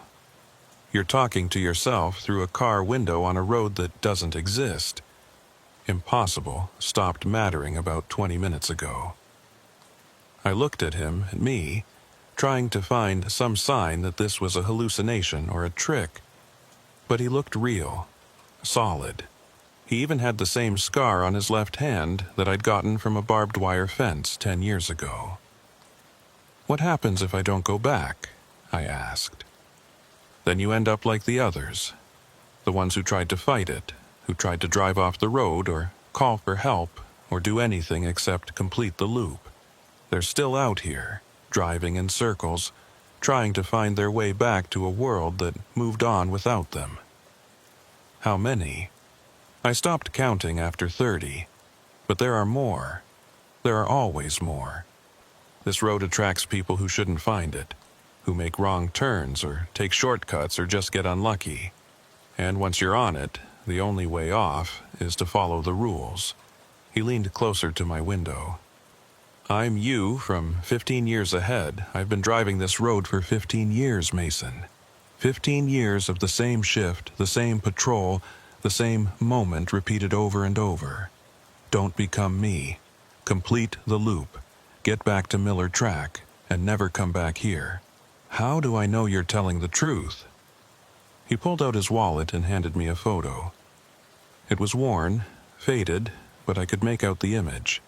Me and my wife Jennifer, standing in front of the courthouse on our wedding day. That wedding was scheduled for next month, November 20th. We'd sent out the invitations 3 weeks ago, but in the photo, Jennifer looked older, and she was standing alone in front of the courthouse wearing black, a funeral dress. "That's from your funeral," the older me said softly. 2 years from now. You die on this road, Mason. You die because you didn't listen when I tried to warn you. Because you thought you could figure it out. Could break the rules. Could be smarter than the road. He took the photo back. "But maybe this time will be different. Maybe this time you'll listen. Maybe this time you'll complete the loop and get out. And if I do, what happens to you? I don't know. Maybe I disappear. Maybe I finally finish my shift. Or maybe I just keep driving, keep warning versions of myself who stumble onto this road, keep trying to save us from making the same mistakes over and over." He stepped back from my window. "Drive forward, Mason. Go back to Station 19. Wait for 11:47. Then leave, and don't look back. That's the only way." I wanted to argue, wanted to demand more answers, wanted to understand how any of this could be possible. But the older version of me was already walking back to his vehicle. "Wait," I called out. "What happened? What choices were different in that other 2019? He stopped and looked back at me. "The Border Patrol built Station 19 as a test facility. They were experimenting with surveillance technology, trying to monitor the desert in ways that hadn't been possible before. But something went wrong. The equipment they were using, it did something to time and space, created a bubble where normal rules didn't apply. And then they tried to cover it up, to erase Station 19 from all the records, to pretend it never existed. But the road is still here. The road is still here," he agreed. "And it will be here forever, waiting for people like us to find it, waiting to trap them in loops they can't escape." He got back in his vehicle and drove past me, heading in the direction I'd been going, which was somehow now the direction of Station 19. As he passed, he raised his hand in a wave that looked like goodbye. I sat there for a long time, trying to decide what to do. Part of me wanted to ignore his warning, to try driving off the road into the desert, to call for backup and demand that someone explain what was happening. But I'd seen the photo, seen Jennifer at my funeral, seen proof that if I didn't follow the rules, this road would kill me. I put my cruiser in drive and headed back towards Station 19. The mile markers counted down normally this time. 5 miles, 4 miles, 3 miles. And then I was pulling back into the parking lot, which was now full of vehicles. At least 20 Border Patrol SUVs, all parked in perfect rows, all empty. The station was still deserted, still silent, still frozen in that moment at 11:47 p.m. according to all the clocks inside. I checked my watch. 12:31 a.m. I had to wait until it was 11:47 again. But was that 11:47 p.m. tonight? Tomorrow night? How did time even work here? I decided to wait inside, in the operations center where I could watch the monitors. I made coffee from the pot that was still warm in the break room. I sat in one of the office chairs and watched the security feeds, looking for any sign of movement, any indication that I wasn't alone here. The cameras showed the empty parking lot, the empty halls, the empty holding cells. Nothing moved. Nothing changed. Except on one monitor, the one showing the view from a camera I hadn't noticed before. It was pointing east, toward the desert beyond the station, and in the distance I could see lights, dozens of them, vehicles moving in the darkness, following paths that made no sense, circling and weaving through the scrubland like they were looking for something, or running from something. I watched those lights for what felt like hours, though my watch insisted only 30 minutes had passed. I wondered which of those vehicles was the older version of me, still driving, still trapped in his own loop, still trying to warn others not to make the mistakes he'd made. I wondered how many of those vehicles had sheriffs or deputies or state troopers inside, all of them lost on roads that shouldn't exist, all of them looking for a way back to the world they knew. And I wondered if completing the loop would really set me free, or if I was just beginning a journey that would never end. At 11:47 p.m., according to my watch, though I'd long since stopped trusting time, I left the station and got back in my cruiser. The moon was in a different position now, impossible given the passage of time, but I'd stopped questioning the impossible. I drove west, away from Station 19, following the road that should lead back to Miller Track. The mile markers counted up the way they should. 1 mile, 2 miles, 3 miles. And then, suddenly, I was back on dirt road. The pavement ended abruptly, transitioning to the familiar ruts and gravel of Miller Track. I looked in my rearview mirror, expecting to see Border Patrol Route 19 stretching behind me. But there was nothing. Just empty desert. The road was gone. I grabbed at my radio. Dispatch, Unit 17. I'm back on Miller Track. Everything's fine. Copy that, Unit 17. Karen sounded relieved. You've been off the air for almost 2 hours. We were getting worried. 2 hours? I checked my watch. It showed 1:47 a.m., but I'd been gone since 11:30 p.m. That was 2 hours and 17 minutes. Sorry, dispatch, I was investigating something. Lost track of time. Do you need to file a report? I thought about it. What would I say? That I'd found a road that didn't exist? That I'd talked to a future version of myself? That I'd waited in an abandoned Border Patrol station while time ran in circles? Negative. False alarm. I'm 10-8. I drove the rest of my shift in a daze, following my normal route, trying to process what had happened. As the sun started to rise around 6 a.m., painting the desert in shades of orange and gold, I passed the spot where Border Patrol Route 19 house had been. There was no sign of it, no intersection, no road sign, just empty scrubland exactly the way it had always been. But I knew it was there, waiting, existing in some space between one moment and the next, between one timeline and another, waiting for the next person to find it, to drive down its impossible length, to get caught in a loop they might never escape. I thought about the older version of me, still driving, still trapped. Had I just seen my own future? Or had I managed to avoid it? I wouldn't know for sure until next month, until November 20th, until my wedding day, if I made it that far. I made it to the wedding. November 20th, 2021. Jennifer and I got married in front of the Brewster County Courthouse, just like we'd planned. My fellow deputies were there. Karen from dispatch brought flowers. Even Sheriff Rollins showed up, which was rare for him. He usually avoided social events like the plague.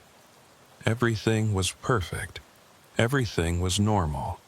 And I kept waiting for something to go wrong, for reality to fracture the way it had on Border Patrol Route 19. But nothing happened. The ceremony went smoothly.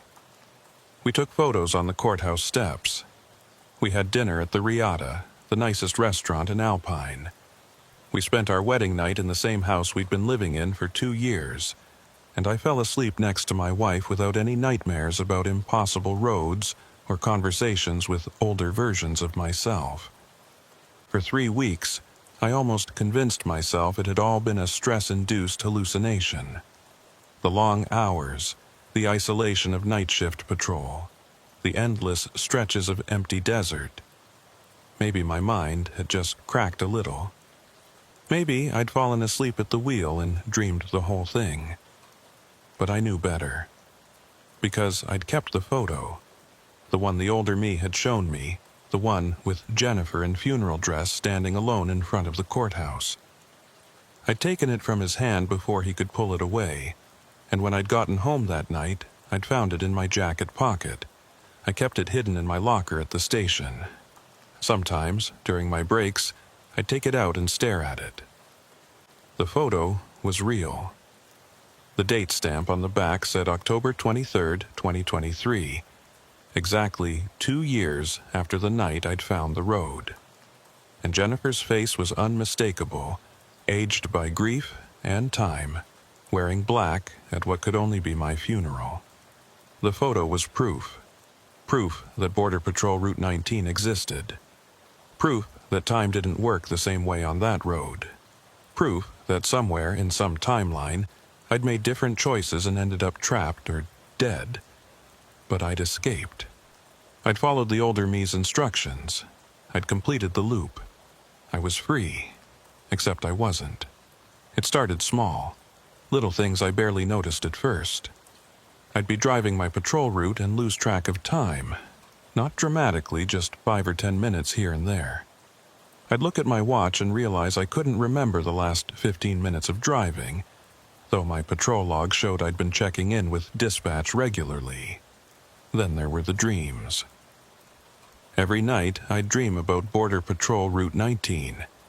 I'd be driving down that impossible road, watching the mile markers count up when they should count down, trying to reach Miller Track and never quite getting there. Sometimes, I'd see other vehicles on the road, all of them going in circles, all of them driven by people who looked lost and desperate. Sometimes I'd see the older version of me, still in his Border Patrol vehicle, still patrolling a route that never ended. I tried to talk to Jennifer about it, tried to explain what I'd experienced that night in October. But how do you tell your new wife that you've seen her at your funeral? How do you explain that you met a future version of yourself who'd been trapped in a time loop for 15 years? I couldn't. So I kept it inside. Let it eat at me while I smiled and played the role of the newlywed deputy who had everything figured out. In December, I started avoiding Miller Track. I'd file my patrol plans to include that road, but then at the last minute, I'd take different routes. Longer routes. Routes that kept me away from that 8-mile stretch where Border Patrol Route 19 had appeared. The other deputies noticed. My patrol logs showed increasing discrepancies between planned routes and actual routes. Sheriff Rollins called me into his office in early January. "Mason, you want to tell me what's going on?" He was sitting behind his desk, my patrol records spread out in front of him. "You've been avoiding Miller Track for 2 months. Every shift, you file a plan that includes it, and then you take detours, sometimes adding an extra hour or more to your patrol time." I tried to come up with a reasonable explanation. "The road's been rough lately. Flash flood damage from those storms in November. I've been taking Highway 118 instead. It's better maintained." Highway 118 is 40 miles out of your way. And I drove Miller Track myself last week. It's fine. So what's really going on? I wanted to tell him. Wanted to explain about the impossible road and the station that shouldn't exist. But I could already imagine how that conversation would go. Psychiatric evaluation. Forced leave. Maybe even dismissal if they decided I was unstable. Nothing, Sheriff. I'll stick to my planned routes from now on. You do that, because if I see any more discrepancies, we're going to have a longer conversation about your fitness for duty. That night, I drove Miller Track for the first time since October. My hands were sweating on the steering wheel as I approached the 8-mile mark, the spot where Border Patrol Route 19 had appeared. But there was nothing there. Just empty desert on both sides of the dirt road. No paved intersection. No road signs. No indication that anything unusual had ever existed in this spot. I pulled over and got out, shining my flashlight into the scrubland. I walked 100 yards into the desert, looking for any sign of pavement, any indication that the road was still there, just hidden somehow. Nothing. I got back in my cruiser and continued my patrol, feeling both relieved and unsettled. Maybe it was over. Maybe the road only appeared once, a single moment of weakness in reality that had closed itself up and moved on. But 2 weeks later, it happened again. I was on Miller Track, same section, same time of night, around 11:30 p.m. And suddenly, there it was. Border Patrol Route 19, intersecting the dirt road, looking exactly the way it had in October. Fresh pavement, new signs, everything pristine and impossible. This time, I didn't hesitate. I drove right past it. Didn't slow down, didn't investigate. Just kept going north on Miller Track like I hadn't seen anything. My radio crackled. Unit 17, this is Unit 17. You need to stop. You need to turn around. I recognized the voice immediately. The older version of me. Still out there. Still trapped. I keyed my mic. Negative. I completed the loop in October. I'm not going back. It doesn't work that way, Mason. The road doesn't let go. It pulls you back. Every time you pass it, every time you ignore it, the pull gets stronger. Eventually, you won't be able to resist. You'll turn onto it without even realizing what you're doing. That's not going to happen. That's what I said too, 12 years ago, when I first found the road. I thought I could avoid it. Thought I could be strong enough to resist. But I was wrong. The road always wins. I wanted to argue, but I could feel it, that pull, like a magnet drawing iron filings. My hands wanted to turn the steering wheel. My foot wanted to ease off the gas, to slow down and turn around and drive back to that intersection. I gripped the wheel tighter and accelerated, putting distance between myself and Border Patrol Route 19. You can't run from it forever, the older me said through the radio. The road exists in multiple times, multiple places. You might pass it once, twice, a dozen times, but eventually you'll be tired, distracted, and you'll turn onto it without meaning to. And then you'll be trapped, just like me. Then what do I do? I shouted at the radio. How do I make it stop? You don't. Once you've found the road, once you've driven it, you're marked. The road knows you, and it will keep calling you back until you answer. The radio went silent. I drove the rest of my shift without seeing the road again, but I could feel it. Out there in the darkness. Waiting. Over the next 3 months, the pattern became clear. The road appeared once, sometimes twice a week. Always at night. Always in the same spot on Miller Track. And every time I had to fight the urge to turn onto it. The older me would call on the radio, sometimes warning me, sometimes pleading with me to stay away. Other times, I'd see vehicles in the desert off to the east, Border Patrol SUVs and sheriff's cruisers driving in complex patterns that made no sense, all of them caught in their own loops. I started documenting everything, made notes about each appearance of the road, took photos when I could, though they always came out blurred or overexposed, like the camera couldn't quite focus on something that shouldn't exist. I researched the history of the area, looking for any explanation. Found references to experiments conducted by the Border Patrol in 2019. Classified reports about surveillance technology that had gone wrong. Mentions of Station 19 in documents that were quickly redacted or removed from public databases. The more I dug, the more I realized that the older me had been telling the truth. Border Patrol Route 19 was real.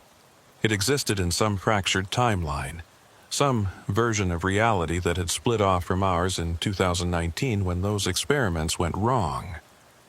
And somehow, that fractured timeline overlapped with ours at this specific spot on Miller Track.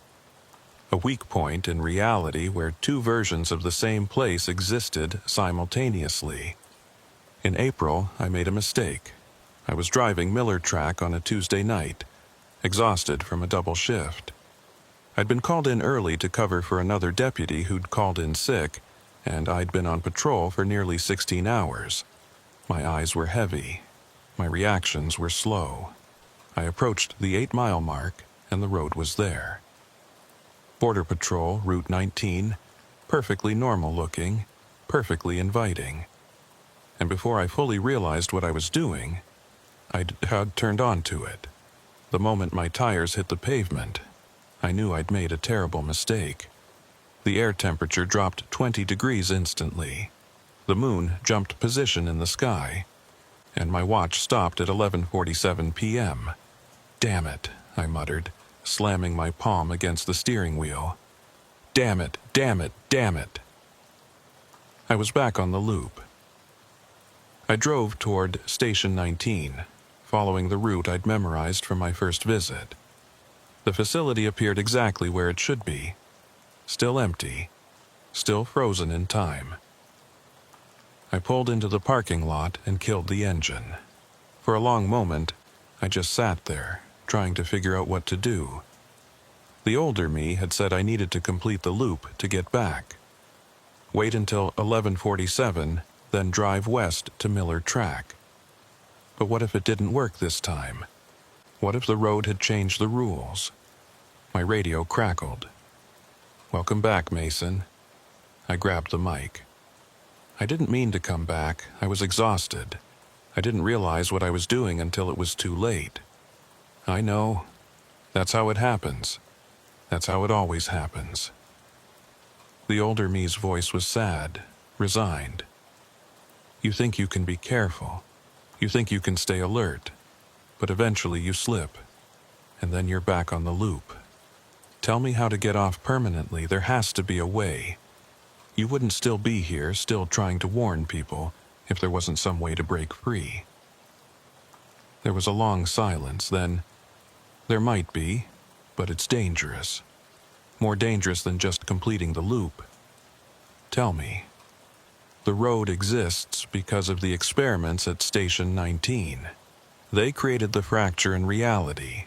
So, theoretically, if someone could destroy the equipment that caused the fracture, the road might collapse, might cease to exist. What equipment? Where is it? In the station, in the basement. They built a facility underground, tried to keep it secret. That's where they conducted the experiments. That's where the breach between timelines occurred. I looked at the station building. I'd been inside on my first visit, but I hadn't seen any stairs leading to a basement. Just offices and holding cells in the operations center. How do I access it? Through the holding cells. There's a panel in the floor of cell 3. Looks like part of the concrete, but it's actually a door. You need a security code to open it. 1947. The year of the original Station 7 incident. Everything connects, Mason. All these loops and fractures and impossible roads, they all connect back to Border Station 7 disappearing in that dust storm. That event created the first weak point, and every attempt to study it, to understand it, to exploit it, just made things worse. I got out of my cruiser and walked toward the station. The building was just as empty as before. Lights on, equipment running, but no people. I made my way to the holding cells. Cell 3 was at the end of the hall. I stepped inside and examined the floor. It took me several minutes to find it. A rectangular section of concrete that was slightly different in color and texture from the rest. I felt around the edges and found a small keypad, barely visible. I entered the code, 1947. The panel clicked and lifted an inch. I pulled it up fully, revealing a metal staircase descending into darkness below. I turned on my flashlight and started down. The basement was larger than I'd expected. It wasn't just a small underground room, but a full facility. Multiple rooms connected by corridors, all of them filled with equipment I didn't recognize. Monitors showing data I couldn't interpret. Machines humming with power. And at the center of it all, in a large chamber, was something that looked like it came from a science fiction movie. It was a circular platform, maybe 20 feet in diameter, surrounded by towers of equipment covered in blinking lights and displays. The air around the platform shimmered and distorted, like heat waves rising off summer asphalt. And in the center of the platform was a tear, a literal rip in space through which I could see something else.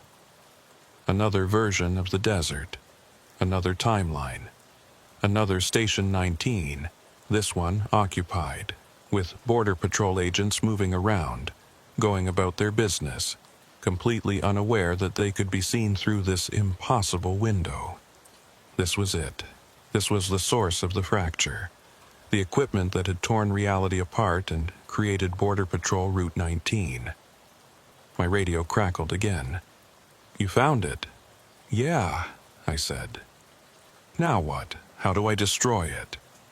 "You don't, not directly. The equipment is designed to be self-sustaining. It draws power from the fracture itself, from the boundary between timelines. You can't just unplug it or smash it." "Then what's the point? Why did you tell me to come down here?" "Because there's a fail-safe. The engineers who built this, they knew it was dangerous. They knew it might spiral out of control, so they built in a shutdown sequence.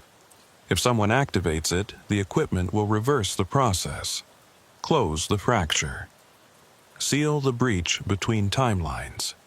And what happens to the road? What happens to Station 19? It collapses, ceases to exist. All the loops end. All the people trapped in them are released." There was something in his voice. Something he wasn't saying. Released how? Do they go back to their normal lives? Do they escape? Silence. "Tell me the truth," I said. "What happens to the people on the loops when the road collapses?" "They don't go back, Mason. They never existed on this road in our timeline. They exist in the fractured timeline, the one visible through that tear. When you close the fracture, you erase that timeline. Everyone in it ceases to exist. Including you, including me, including all the versions of ourselves that got trapped here, including the Border Patrol agents in that other timeline who think they're living normal lives."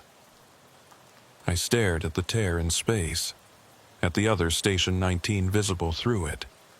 I could see maybe a dozen people in there, living, working, completely unaware that their entire existence was a mistake, a glitch in reality.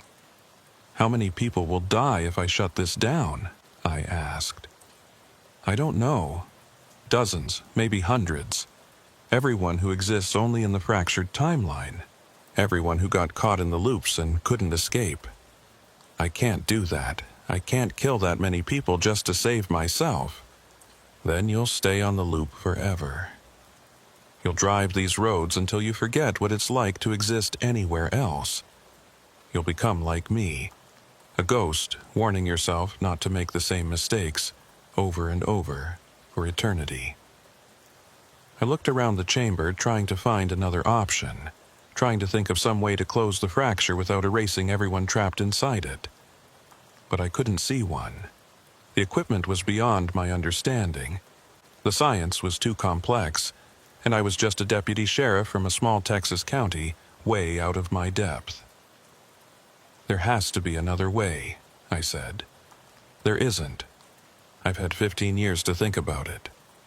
15 years trapped in this loop, driving the same roads, having the same conversations. There's only one way out, Mason, and it requires a choice you're not ready to make. I stood there for a long time, looking at that tear in reality, thinking about Jennifer, about the wedding we'd just had, about the life we were supposed to build together, about the photo in my locker showing her at my funeral. What happens if I don't shut it down? I asked. What happens if I just complete the loop and go back to my normal life? The road keeps appearing. The pull keeps getting stronger. Eventually, you'll get trapped permanently, and Jennifer will wear that black dress to your funeral, just like in the photo. Because there won't be a body to bury. Just an empty patrol car found on Miller Track with no explanation of where you went. And if I do shut it down, if I erase the fractured timeline, the road disappears. The pull stops, you go back to your normal life and never have to think about Border Patrol Route 19 again. You get to grow old with Jennifer. You get to have the life you're supposed to have. At the cost of everyone trapped in this timeline. At the cost of people who only exist because reality broke. People who were never meant to be. I closed my eyes. This was an impossible choice.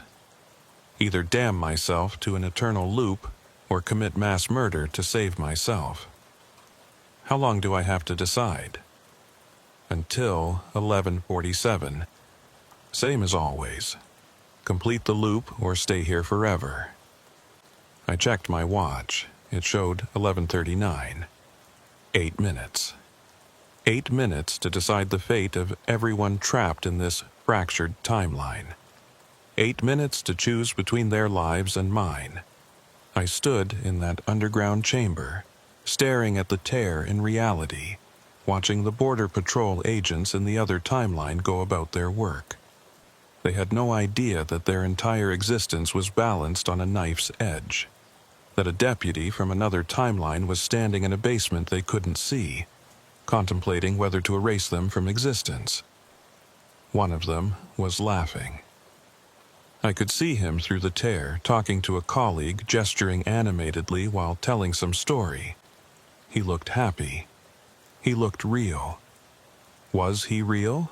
Or was he just an echo, a glitch, a mistake that needed to be corrected? 5 minutes, Mason. The older me's voice crackled through my radio. You need to make a choice. I walked around the platform, examining the equipment. There was a control panel on one of the towers, labeled Fail-Safe Protocol. Below it was a simple switch, protected by a clear plastic cover. All I had to do was flip that switch, and the fracture would close. The road would disappear. Everyone in this timeline would cease to exist, including the older version of me who'd been trying to help me. Tell me about your 15 years, I said into the radio. What's it like being trapped in the loop? He was quiet for a moment. It's lonely. You drive the same roads, see the same empty desert, try to warn versions of yourself who sometimes listen and sometimes don't. You watch the moon rise and set in impossible patterns. You lose track of what's real and what's memory. Do you sleep? Do you eat? Sometimes.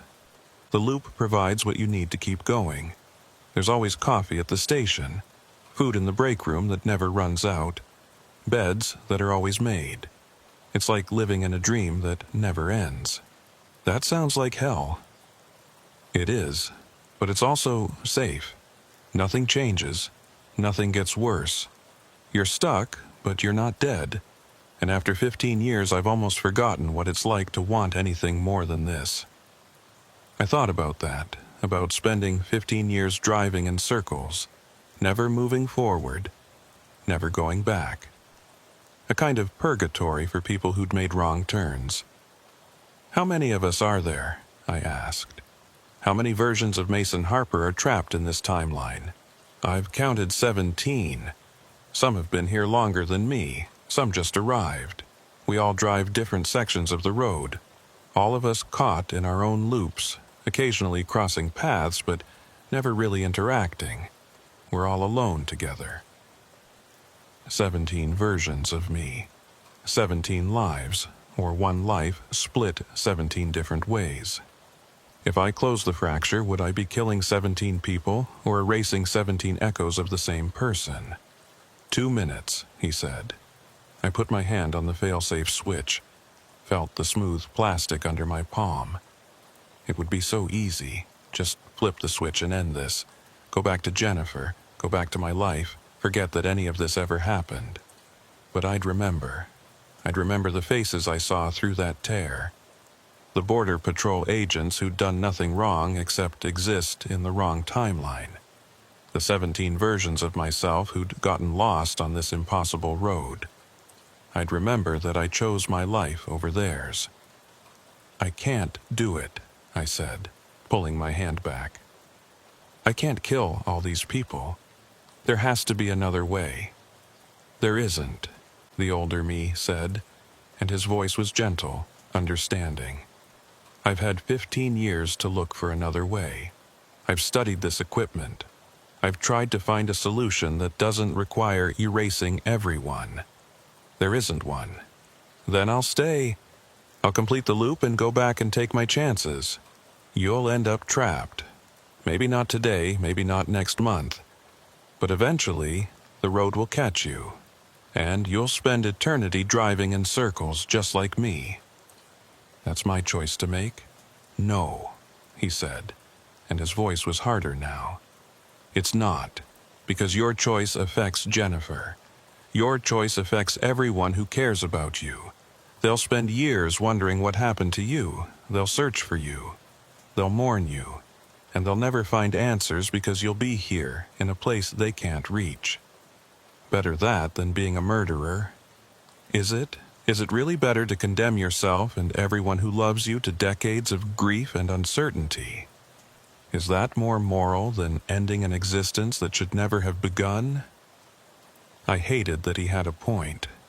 Hated that the moral high ground wasn't as clear as I wanted it to be. 1 minute, he said. I looked at my watch. 11:46. If I didn't leave the station in the next 60 seconds, I'd be trapped here. The loop would reset, and I'd be caught permanently. Unless I flipped the switch. Unless I closed the fracture and erased this timeline and everyone in it. 30 seconds. I thought about Jennifer, about our wedding day, about the plans we'd made for the future. Kids, a house, growing old together. About the photo showing her at my funeral. 20 seconds. I thought about the 17 versions of me driving in circles. About the Border Patrol agents visible through the tear. About the older me who'd spent 15 years trying to warn people away from this road. 10 seconds. About all the people who'd gotten lost on Border Patrol Route 19. All the families who'd never gotten closure. All the lives interrupted by a mistake, an experiment that went wrong, a fracture in reality that should never have existed. 5 seconds. I made my choice. I flipped the switch. The equipment around me screamed. Not literally, but the sound it made was the auditory equivalent of screaming, a high-pitched whine that seemed to vibrate inside my skull. The lights on the towers started flashing in complex patterns. The tear in reality began to shrink. Through it, I could see the Border Patrol agents in the other timeline looking around in confusion. They were starting to fade, becoming translucent, like ghosts. One of them, the one who'd been laughing, looked directly at the tear, looked directly at me. For a moment our eyes met, and I saw understanding in his face. He knew what was happening, knew that his timeline was ending. He didn't look angry. He looked relieved, like he'd been waiting for this moment. Like some part of him had always known his existence was temporary. He raised his hand in a wave. A goodbye. Then he was gone. They were all gone. The other timeline collapsed like a soap bubble, and the tear sealed itself shut. The equipment powered down. The humming stopped. The lights went dark. And I was standing alone in a basement that suddenly felt very real and very permanent. My radio crackled one last time. "Thank you, Mason." The older me's voice was faint now, fading. "Thank you for being strong enough to make the choice I couldn't make. For ending this. For letting us all rest." "I'm sorry," I whispered. "Don't be. We were never really alive. We were just echoes. Reflections. It's better this way." The radio went silent. Completely silent. No static, no background hum, just dead air. I climbed the stairs back to the main level of the station. The building felt different now, more solid, more real. The clocks on the walls were still stopped at 11:47, but there was a sense of finality to it. Like this moment had been frozen not because it was repeating, but because it was ending. I walked outside. The parking lot was empty now. No Border Patrol vehicles, no sheriff's cruisers. Just my patrol car, sitting alone under the impossibly bright stars. I got in and started the engine. Drove west, away from Station 19, following Border Patrol Route 19 toward where it should intersect with Miller Track. And then I was on dirt road. The transition was smooth, seamless. No dramatic change. No sense of crossing between timelines. Just pavement becoming gravel, and then I was back on familiar ground. I looked in my rearview mirror. Station 19 was still visible in the distance, lights on, exactly as I'd left it. But it was fading now, becoming transparent, like a mirage dissolving in the morning heat. Within seconds it was gone completely. And so was Border Patrol Route 19, just empty desert where the paved road had been. I grabbed my radio. "Dispatch, Unit 17. I'm back on Miller Track." "Copy that, Unit 17. Karen's voice was normal, professional, showing no sign that anything unusual had happened. "What's your status?" 10-8, continuing patrol." I checked my watch. It showed 11:52 p.m. Less than 5 minutes had passed since I'd turned on to Border Patrol Route 19. The entire experience in the fractured timeline, descending into the basement, examining the equipment, making the choice to close the fracture, had occurred in less time than it took to drive to the corner store. Time was strange near that fracture. But the fracture was gone now, sealed, erased from reality, along with everyone who'd existed only within it. I drove the rest of my shift on autopilot, my mind replaying everything that had happened. The faces I'd seen through the tear, the older version of me thanking me for ending his loop, the Border Patrol agent who'd waved goodbye as his timeline collapsed. I'd killed them all, erased them from existence, and I'd done it to save myself. Was that murder? Or was it just correction? Setting right something that had gone wrong? I didn't know. I still don't know. When my shift ended at 6 a.m., I drove home to Jennifer. She was in the kitchen making coffee, still in her pajamas, hair messy from sleep.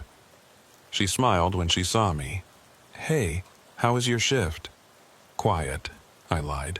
"Nothing unusual." She kissed me and handed me a cup of coffee. "You okay? You look tired." "Just a long night. I'll sleep it off." But I didn't sleep.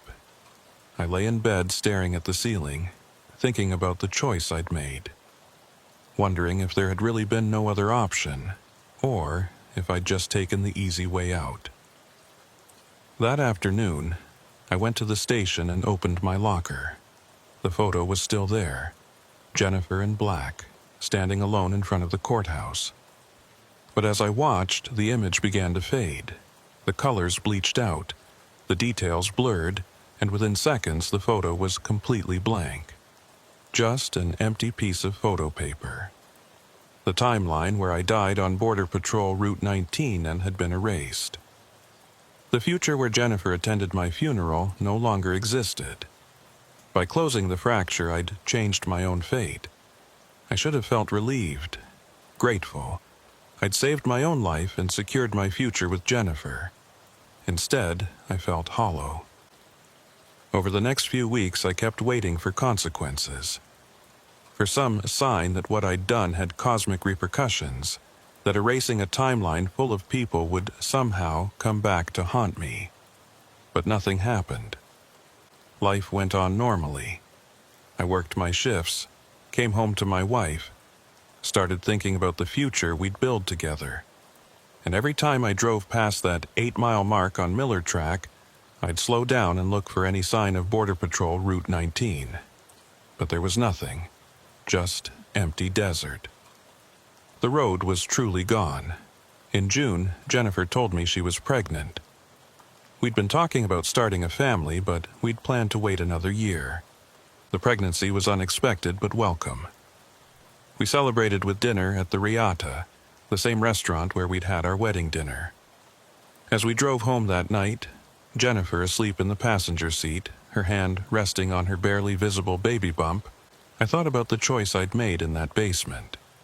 The choice that had given me this future. Was it worth it? Was this life, this normal, happy, ordinary life, worth the cost of everyone who'd existed in that fractured timeline? I wanted to say yes, wanted to believe that I'd made the right choice. But I couldn't shake the memory of that Border Patrol agent waving goodbye as his existence ended. He'd looked relieved, but he'd also looked sad, like he was mourning the life he'd never really had. I wonder if he had a wife, if he had plans for kids, if he had dreams and hopes and fears just like mine. I wonder if, in that fractured timeline, there was another version of Jennifer, another pregnancy, another future that I'd erased with the flip of a switch. I'll never know. The fracture is closed, the timeline is gone, and I'm left with the life I chose to preserve. Most days I can live with that. I can focus on Jennifer and our baby and the future we're building. I can push down the guilt and the questions and the memory of faces fading into nothingness. But some nights, when I'm lying awake at 3 a.m., listening to Jennifer breathe beside me, I think about Border Patrol Route 19, about the road that doesn't exist anymore, about the 17 versions of me that I erased, about the older me who spent 15 years trapped in a loop before I ended him. And I wonder, if I could go back, if I could make that choice again, would I do the same thing? I don't know, and I'm afraid that not knowing makes me a coward. Our daughter was born in February 2022. We named her Claire, after Jennifer's grandmother. She was perfect. 10 fingers, 10 toes, a healthy set of lungs that she demonstrated frequently in those early weeks. Life became a blur of diaper changes and midnight feedings and the kind of exhaustion that only new parents understand. I took paternity leave, stayed home for 3 weeks, helped Jennifer navigate the overwhelming first days of motherhood. It was good, it was normal, it was everything I'd hoped for when I'd made that choice in the basement of Station 19. But the guilt never went away. I'd think about it at odd moments, while feeding Claire at 2 a.m., while changing her diaper, while rocking her to sleep. I'd think about the Border Patrol agents I'd erased, about whether any of them had children, about whether I'd ended not just their lives but the lives of their sons and daughters too. About the 17 versions of me who'd been trapped in time loops, driving the same roads forever, until I'd flipped that switch and ended them all. Were they grateful? Or did they resent me for making a choice they'd been too weak to make themselves? I'd never know. In March, I went back to work, back to the night shift, back to patrolling the empty desert roads, back to the familiar routine of calls and paperwork and long hours alone with my thoughts. And on my third shift back, I drove past that 8-mile mark on Miller Track. The road was there. Not Border Patrol Route 19. That was gone, erased, sealed away when I'd closed the fracture. But there was a road there now, a dirt track branching off to the east, leading into the desert. It hadn't been there before. I'd driven past this spot countless times since last April, and there had never been anything but empty scrubland. Now there was a road. I slowed down, my heart pounding. This couldn't be happening. I'd closed the fracture. I'd erased the timeline. Border Patrol Route 19 was gone. But this wasn't Border Patrol Route 19. This was something else. I grabbed my radio. Dispatch Unit 17. I'm on Miller Track 8 miles north of 118. I'm seeing a road here that's not on the maps. Can you confirm? Stand by, Unit 17. Karen's voice was calm, professional. I could hear her typing. I'm not showing any roads in that area. Are you sure about your location? I checked my GPS. The coordinates were exact. I was right where I thought I was. Positive. I'm looking at a dirt road heading east, not on any maps? Negative. Nothing in the database. I sat there for a long moment trying to decide what to do. Every instinct was telling me to drive past it, to ignore it, to not make the same mistake twice. But I was a cop. It was my job to investigate. And I needed to know if this was connected to what I'd done last April, if closing the fracture had somehow created a new problem. I turned onto the dirt road. The moment my tires left Miller Track, I knew something was wrong. The air pressure changed. The temperature dropped. And when I looked at my dashboard clock, I saw that it had stopped. Not at 11:47, like on Border Patrol Route 19. At 2:23 a.m., the exact time Claire had been born. I drove slowly down the dirt road, watching for any signs of what might be ahead. The desert looked normal. Scrub brush, rocks, the occasional mesquite tree. But the shadows were wrong again, falling at impossible angles. After about 2 miles, I saw a building in the distance. Not a border patrol station this time, but a house. A small ranch house with a porch and a pickup truck parked out front.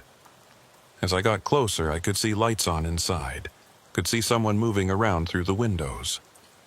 I pulled up to the house and killed my engine. Sat there for a minute, trying to decide if I should investigate or turn around and leave. The front door opened, and someone stepped out onto the porch. It was me. Not the older version from Border Patrol Route 19. Not a future me or a past me. Just me. Looking exactly the way I looked now. Wearing civilian clothes, holding a cup of coffee. He waved. Took you long enough. I've been waiting for you. I got out of my cruiser slowly, my hand near my service weapon. Who are you?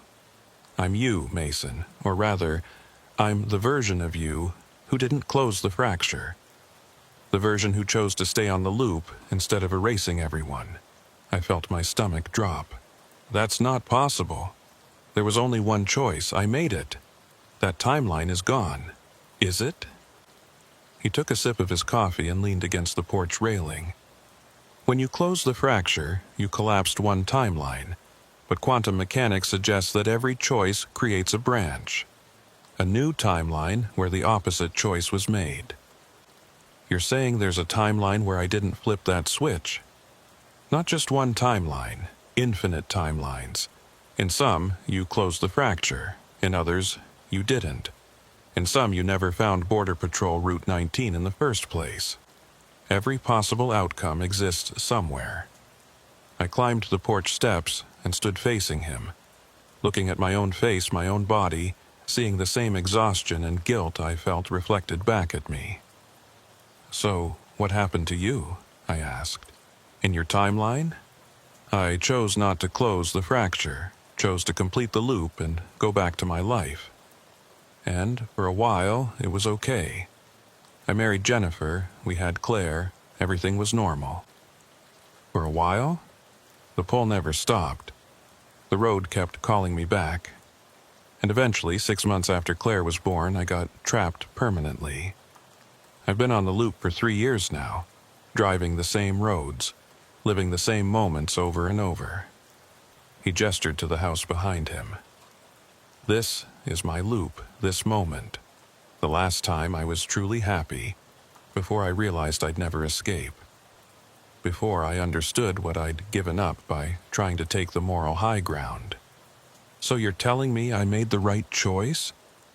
That I should feel good about erasing all those people? I'm not telling you anything. I'm just showing you what the alternative looks like. You chose to close the fracture and live with the guilt. I chose to keep it open and live with the consequences. Neither of us is happy, Mason. Neither of us found a good solution." I looked at the house. Through the windows I could see more of him. Different versions, all living in their own loops, all trapped in moments they couldn't escape. Some were holding baby Claire. Some were kissing Jennifer. Some were just sitting alone, staring at nothing. "How many of us are there?" I asked. "Too many to count. Every version that found Border Patrol Route 19 and made a choice. We're all here, all existing in our own loops, all living with the consequences of our decisions. And the ones who closed the fracture, the ones like me, they're not here, they escaped. They went back to their normal lives, but they carry the guilt forever. They remember what they did, and it eats at them in ways they can't explain to anyone." He finished his coffee and set the cup on the porch railing. "You came here looking for answers, for some way to know if you made the right choice. But there is no right choice, Mason. There's just choices and consequences. You chose to save yourself and your family at the cost of everyone in that fractured timeline. I chose to save them at the cost of my own freedom. Which is better? I don't know. Ask me again in another 3 years, or 30 years, or 300 years. Time doesn't mean much when you're living in a loop." I wanted to argue with him, to find some flaw in his logic, some reason to believe that I'd made the objectively correct choice. But I couldn't, because he was right. There was no good answer, just different types of suffering. "How do I get back?" I asked. "The same way you got here. Just drive west. This loop isn't like Border Patrol Route 19. It doesn't trap you permanently, it just shows you what might have been, what could be if you'd made different choices. Why? What's the point of showing me this?"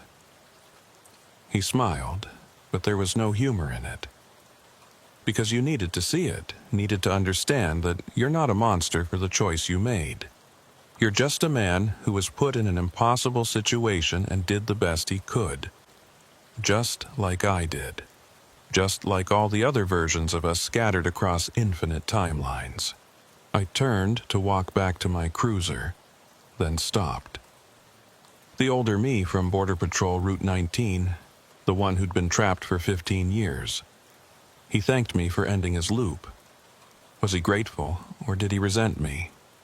Both.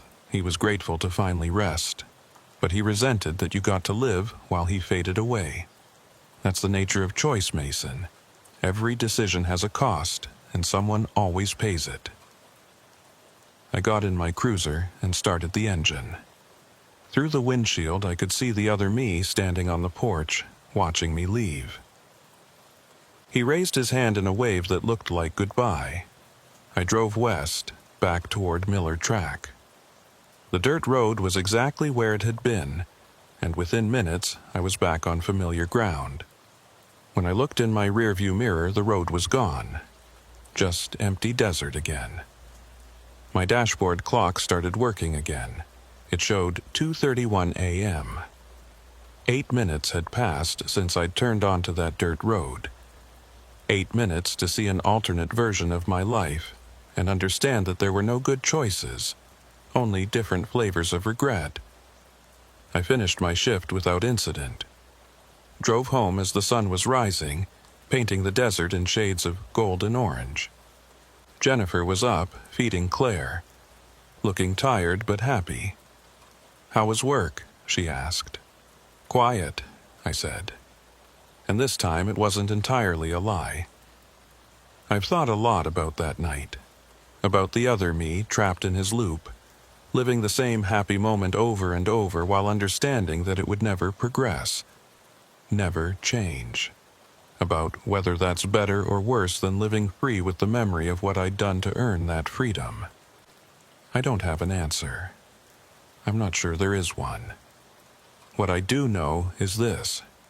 Border Patrol Route 19 is gone. The fracture is closed. The timeline I erased no longer exists. But the choices I made that night in the basement of Station 19 will stay with me forever. Sometimes I dream about the Border Patrol agents I saw through that tear in reality. The one who waved goodbye. The others who faded away without ever knowing why their existence was ending. I wonder if they had families, if they had dreams, if they were happy. I wonder if, in some quantum sense, they're still out there, still existing in a probability wave that collapsed when I flipped that switch, still living their lives in some version of reality I can't access. I hope they are. I hope that closing the fracture didn't actually erase them, just separated our timelines completely. I hope they're out there somewhere, going about their days, never knowing how close they came to non-existence.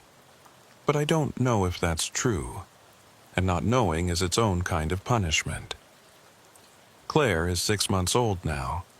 She's starting to smile, to recognize faces, to reach for things that catch her attention.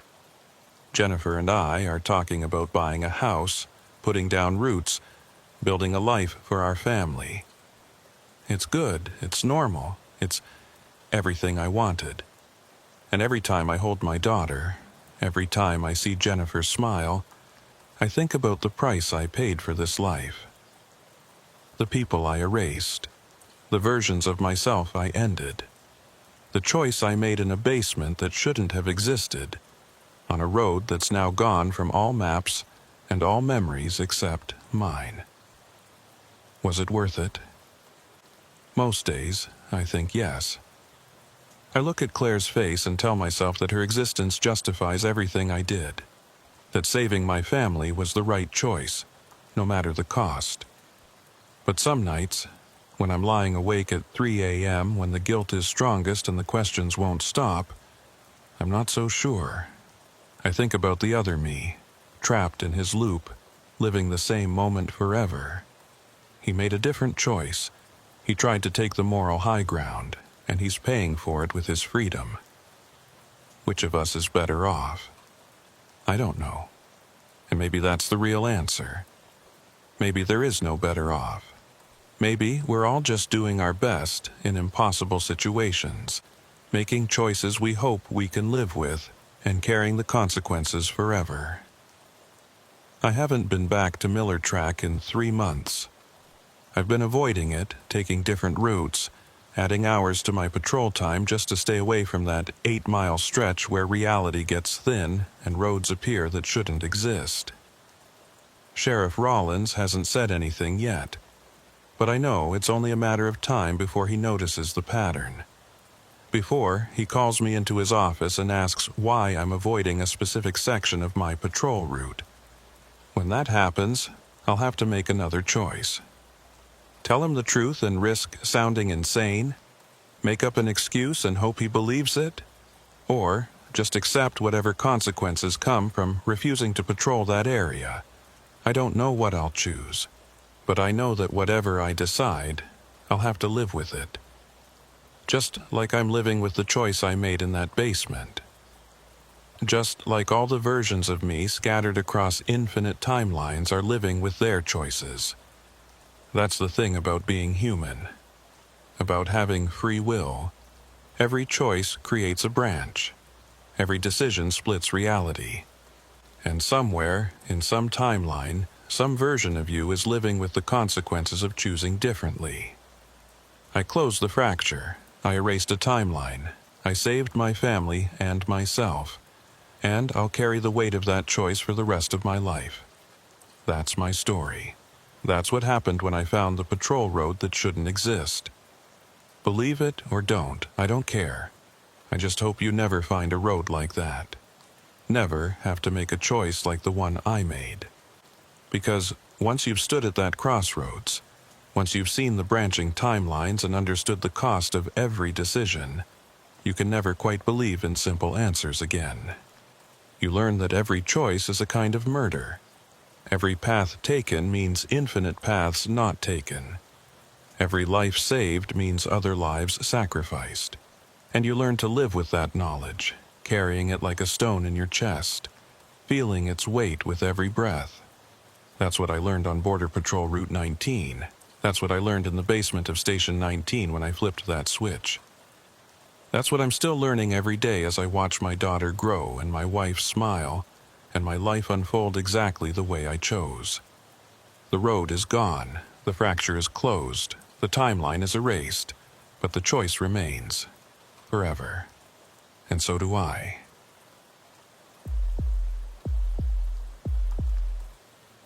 My name is Wyatt Dalton, and I've been a deputy with Terrell County Sheriff's Department for 19 years. 19 years of working the graveyard shift along one of the most remote stretches of the Texas-Mexico border.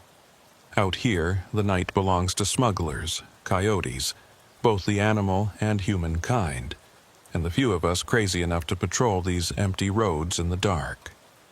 I'm telling you this because something happened last year that I still can't explain. Something that makes me check my radio frequency 3 times before I start every shift. Something that wakes me up at 3 a.m. in a cold sweat, listening for a voice that shouldn't exist. It started on September 7th, 2021. A Tuesday night, warm even for early September, with the kind of humidity that makes your uniform stick to your skin within minutes of stepping outside. I'd just started my shift at 10 p.m., checking in with our dispatcher, Linda, before heading out to my patrol sector.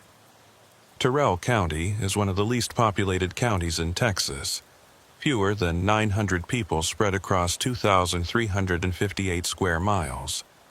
My sector covered the southern half, which meant I was responsible for roughly 1,200 square miles of desert, ranch land, and empty highway. On a typical night, I might see 2 or 3 vehicles total, sometimes none. It's lonely work, but I've always preferred it that way. Less drama, fewer politics, just me and the road and the endless sky above. Around 11:15 p.m., I was heading south on Highway 349, about 40 miles from the border, when my radio crackled with static. Not unusual. We had dead zones all over the county where the signal got spotty. But then, through the static, I heard a voice. Unit 12, requesting immediate backup at the old Sanderson checkpoint. Multiple suspects, armed and dangerous. Repeat, Unit 12 requesting immediate backup. I grabbed my mic. Dispatch, this is Unit 18. Did you copy that transmission? Linda came back immediately. Negative, Unit 18. I didn't receive any transmission. What did you hear? Someone calling for backup at the Sanderson checkpoint. Said they were Unit 12. There was a pause. Unit 18, we don't have a Unit 12. Haven't had that designation in over 30 years. And the Sanderson checkpoint has been closed since 2003. I knew that. The old checkpoint had been a border patrol facility. Shut down when they consolidated operations and moved everything to newer facilities. The buildings were still there, abandoned and slowly being reclaimed by the desert, but nobody had used them in almost 20 years. Copy that, dispatch. Probably just interference from another agency. Could be. I'll make a note in the log. Let me know if you hear anything else. I continued south, but I couldn't shake the feeling that something was off about that transmission. The voice had sounded stressed, urgent, but also distant.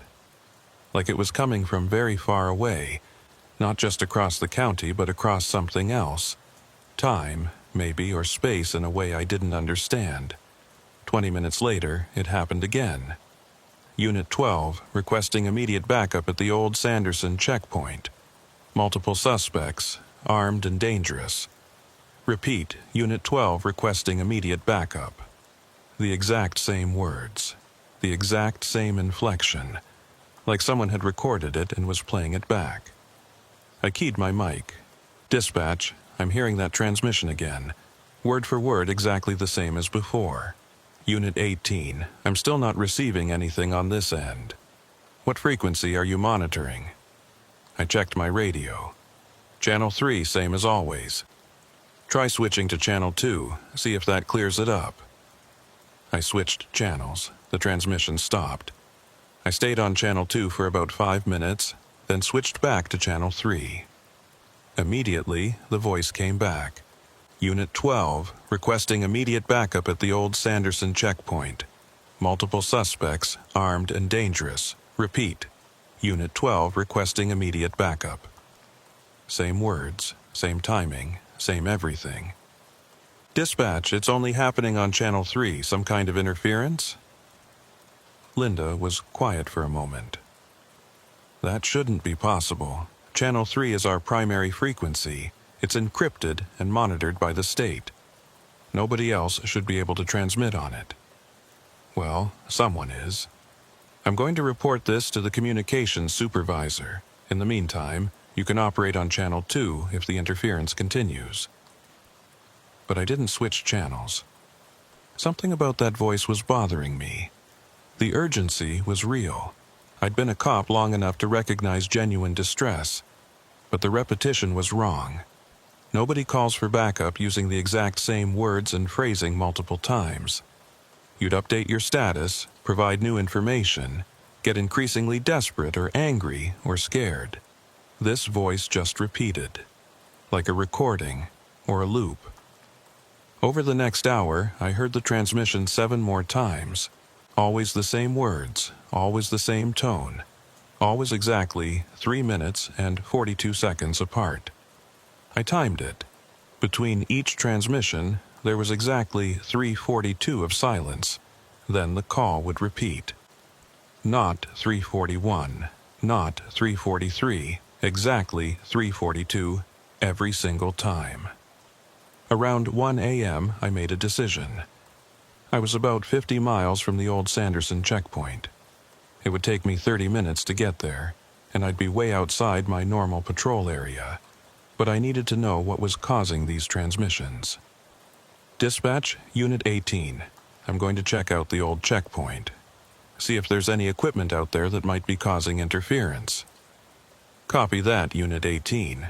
Be advised, you're going to be outside your sector. I'll notify Unit 9 to cover your area. 10-4. I headed east on Route 90, then south on a series of increasingly rough dirt roads that led to the abandoned checkpoint. The area had been remote even when the facility was operational. Now, with the buildings empty and the roads unmaintained, it felt like driving to the edge of the world. The transmission continued every 3:42. I started counting down in my head, predicting when the next one would come. Sure enough, right on schedule. Unit 12 requesting immediate backup at the old Sanderson checkpoint. Multiple suspects, armed and dangerous. Repeat, Unit 12 requesting immediate backup. As I got closer to the checkpoint, I expected the signal to get stronger, clearer. But it didn't.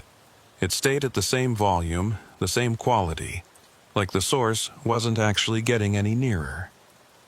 At 1:47 a.m., I arrived at the old checkpoint. The facility consisted of 3 buildings: a main operations center, a vehicle inspection bay, and what had probably been a detention facility. All of them were in various stages of decay.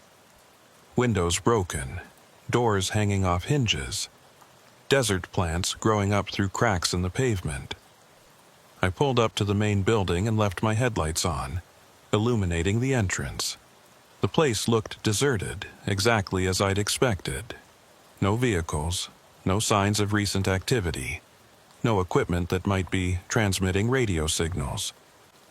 I grabbed my flashlight and got out of the cruiser. The night air was still warm, but there was something about the silence that made me shiver. Out here, you usually heard coyotes, or insects, or the wind through the scrub brush. But this place was dead quiet, like sound itself had been swallowed up by the abandoned buildings. My radio crackled. Unit 12, requesting immediate backup at the old Sanderson checkpoint. Multiple suspects, armed and dangerous. Repeat, Unit 12 requesting immediate backup. The transmission was coming at the usual 3:42 intervals, but now that I was actually at the checkpoint, I could hear something else underneath the words.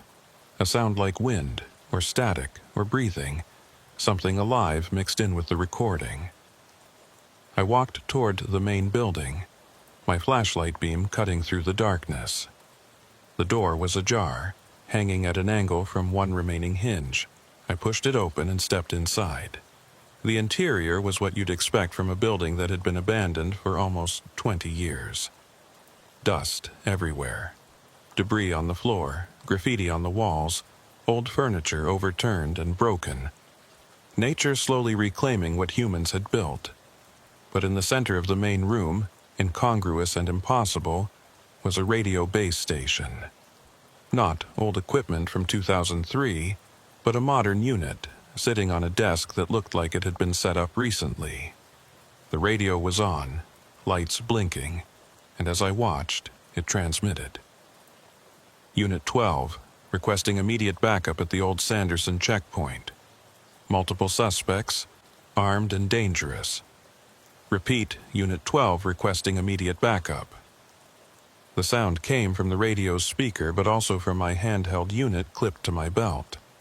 Stereo transmission echoing in the empty room. I walked over to the desk. The radio was plugged into a portable generator that was humming softly in the corner. Someone had been here recently. Someone had set this up. I examined the radio unit. It was a standard law enforcement model, similar to what we used at the station, but the frequency display was wrong. It showed channel 3, our primary frequency, but the numbers beneath it were flickering, changing constantly like they couldn't quite lock onto a single setting. On the desk next to the radio was a logbook. I opened it. The first entry was dated September 1st, 2021, 6 days ago. The handwriting was shaky, barely legible. Day 1. Set up radio at checkpoint. Testing transmission range, need to make contact. Need them to know what happened here. Day 2.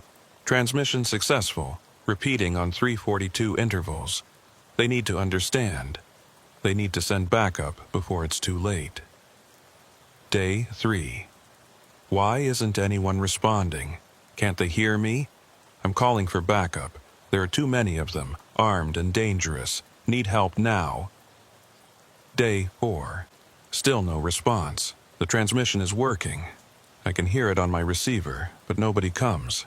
Nobody helps, just like before, just like the night it happened. Day 5. Tried changing the interval. Tried changing the message. Nothing works. They don't hear me. Or they hear me but don't believe me. I'm trapped here, trapped in this moment. Repeating the last thing I said before, the entry ended there. No day 6. No explanation of what before meant. I flipped through the rest of the logbook.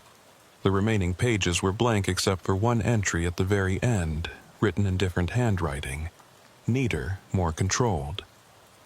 If you're reading this, you need to destroy the radio. Don't listen to the transmissions. Don't try to respond. It's not a call for help. It's a loop, a trap. The more you listen, the more it pulls you in. Leave now. Forget you were here. Some calls shouldn't be answered. I looked up from the logbook. The radio was still transmitting, still sending out that call for backup every 3:42. But now I was close enough to hear something I'd missed before. Underneath the voice, underneath the static, there was another sound. Screaming. Faint, but definitely there. Multiple voices, overlapping, all of them calling for help in a desperate, eternal chorus. My hand moved toward the radio's power switch. I could end this right now. Turn it off, pack it up, report it to Linda, and let someone else figure out what was going on. But I hesitated, because the voice calling for backup, I recognized it now. I'd heard it before, years ago, during my training at the academy. It was the voice of Deputy Marcus Cole, a legend in Texas law enforcement. He'd worked Terrell County back in the 90s, known for his dedication, his courage, and his tragic death. Marcus Cole had died in '97 at the old Sanderson checkpoint.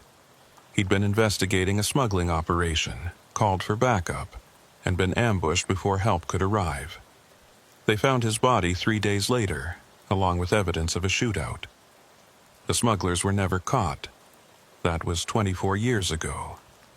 And somehow, his last radio transmission was still playing. Still calling for help that would never come. Still trapped in the moment of his death, repeating forever on a frequency that shouldn't exist. I grabbed my radio. "Dispatch, Unit 18. I'm at the old checkpoint. I found the source of the interference. It's a radio unit. Appears to have been set up recently. But there's something wrong here. Something really wrong." Linda's voice came back, but it was distorted, breaking up. "Unit, say again, not, you clearly. Dispatch, do you copy? I'm at the checkpoint. I found static. Pure static. No voice underneath." I tried again. "Dispatch, this is Unit 18. Please respond." Nothing. Just static and that underlying sound of screaming. My watch showed 2:03 a.m. I'd been in the building for 16 minutes, but my patrol car's clock, visible through the broken window, showed 1:51 a.m. I'd lost 12 minutes somewhere, or gained them. Time wasn't working right here. I looked back at the radio. It was still transmitting Marcus Cole's voice, still calling for backup. But the interval had changed. It was no longer 3:42 between transmissions. Now it was 2:15, and getting shorter with each cycle. 2:15, 1:48, 1:21, 0:54. The transmissions were speeding up, compressing, like something was winding tighter and tighter, building toward some kind of breaking point. And underneath Marcus Cole's voice, I could now hear other voices, other officers. Other calls for help from other times, all of them layered on top of each other, all of them trapped in their final moments. I recognized some of them. Deputy Sarah Martinez, killed in 2003 during a traffic stop. Sheriff Tom Blackwell died of a heart attack while chasing suspects in 2010. Officer James Rivera, ambushed during a drug raid in 2015. All of them calling for help. All of them trapped in loops. All of them broadcasting on a frequency that connected their deaths across decades. The interval between transmissions was down to 30 seconds now. Then 20. Then 10. I reached for the power switch on the radio, but before I could touch it, all the transmissions merged into a single, sustained sound. Not words anymore. Just a chorus of screaming that seemed to come from the radio and from the walls and from the air itself. I stumbled backward, my hands over my ears, but it didn't help. The sound was inside my head, bypassing my ears entirely. I could feel it vibrating in my skull, in my chest, in my bones. And then, as suddenly as it had started, it stopped. Complete silence. I lowered my hands slowly. The radio was still on, still broadcasting, but the sound was gone. The display showed a stable frequency now, channel 3 exactly where it should be. I grabbed my handheld radio. "Dispatch, Unit 18, do you copy?" Linda's voice came back immediately, clear as day. "Unit 18, I copy. Where have you been? You've been off the air for almost 40 minutes. I was about to send someone to check on you." 40 minutes. I looked at my watch. It showed 2:06 a.m. I'd been in the building for 19 minutes. But according to Linda, I'd been out of contact for 40. "Dispatch, I'm at the old Sanderson checkpoint. I found a radio unit here that's been transmitting on our frequency. I need to report this as evidence. Copy that, Unit 18. Do you need assistance?" I looked around the abandoned building. The radio was still on, but it wasn't transmitting anymore. The generator in the corner was silent, and the logbook on the desk was gone. I walked over to where I'd seen it. The desk was covered in dust, undisturbed except for where I'd leaned against it. No logbook, no evidence that anyone had been here recently except me. "Unit 18, do you need assistance?" Linda repeated. "Negative, dispatch. I'm going to secure the scene and head back. I'll file a full report when I get in." "Copy that. Be safe out there." I walked out of the building and back to my patrol car. As I drove away from the checkpoint, I kept checking my rearview mirror, half expecting to see lights in the abandoned building or some sign that I hadn't imagined the whole thing. But there was nothing, just empty desert and the ruins of a facility that had been closed for almost 20 years. For the rest of my shift, my radio stayed quiet. No transmissions from Unit 12, no calls for backup, no sounds of officers trapped in their final moments. Just normal radio traffic. Linda checking on me occasionally. The usual codes and calls that make up a quiet night in rural Texas law enforcement. But I couldn't forget what I'd heard. Couldn't forget that logbook with its warning. It's not a call for help, it's a loop, a trap. The more you listen, the more it pulls you in. When I got home that morning, I sat in my truck for 20 minutes before going inside, trying to process what had happened. Trying to convince myself it had been exhaustion or stress or some kind of hallucination brought on by too many years of night shifts. But I knew better. I'd heard Marcus Cole's voice. I'd seen that logbook. I'd felt time slip and fold and break around that abandoned checkpoint. Something was broadcasting on our frequency. Something that shouldn't exist. Something that was calling for help from the past, trapped in a moment that never ended. And I'd listened. That was my first mistake. I didn't tell anyone about what happened at the checkpoint. How could I? What would I say? That I'd heard dead officers calling for help on a radio that shouldn't work. That I'd lost time in an abandoned building. That a logbook had appeared and disappeared like a ghost.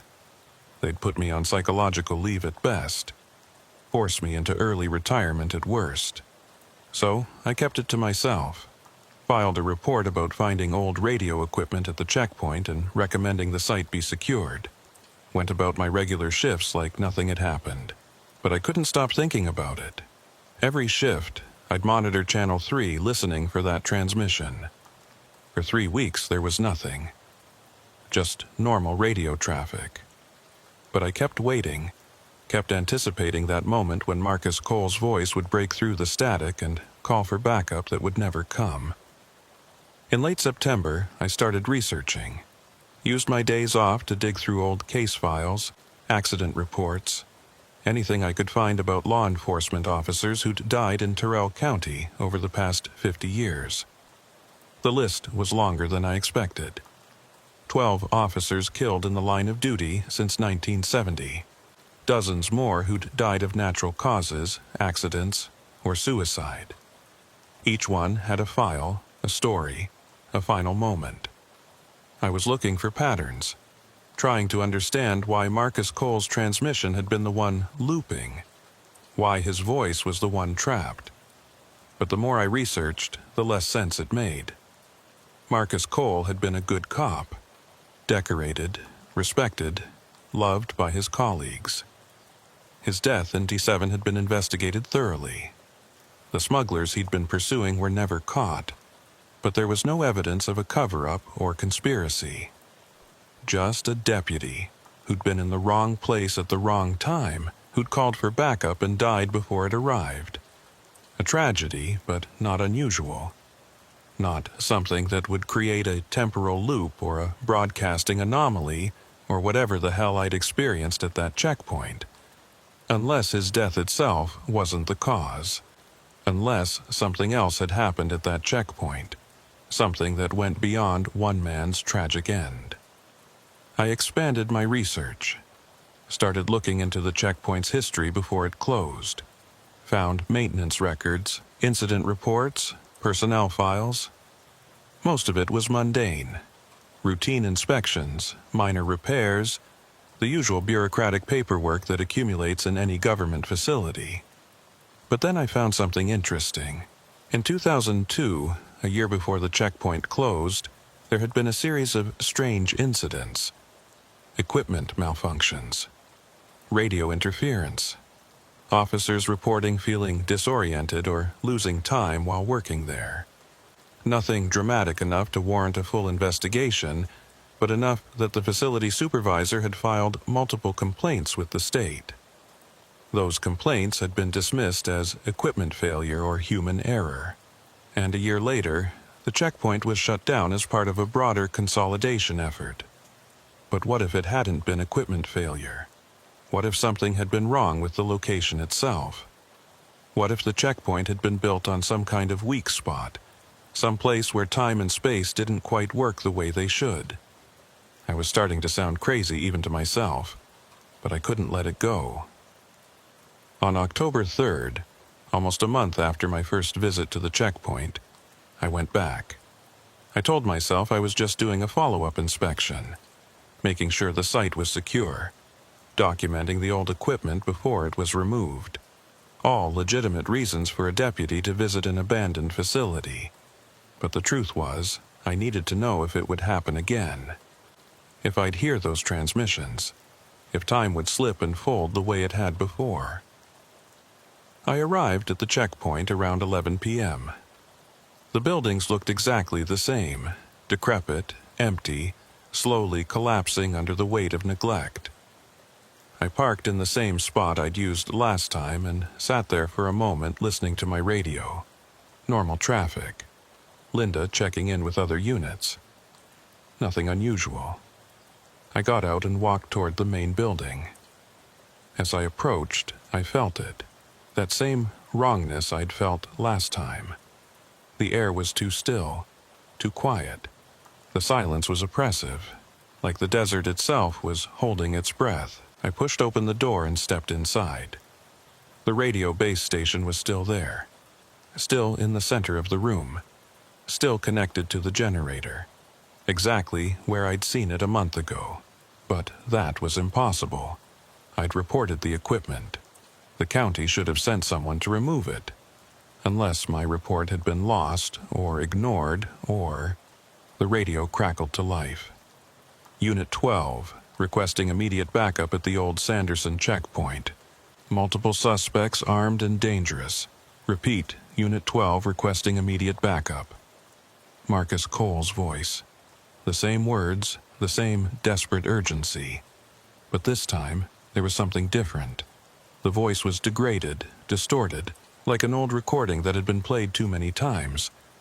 Some of the words were stretched, others compressed. The timing was off. Unit, requesting, backup, checkpoint, armed, help. The transmission fragmented further. Individual words separated by static. And underneath it, I could hear those other voices again.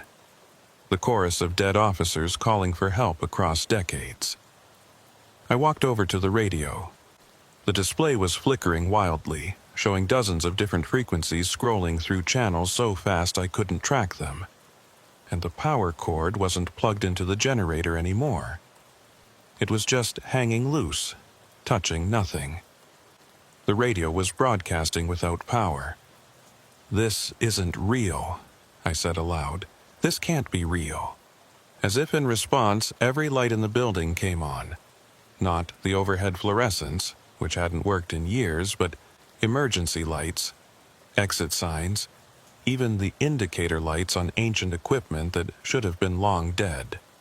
Everything blazed to life at once, turning the dark interior into a harsh, overbright space where shadows couldn't exist. And in that light, I saw them.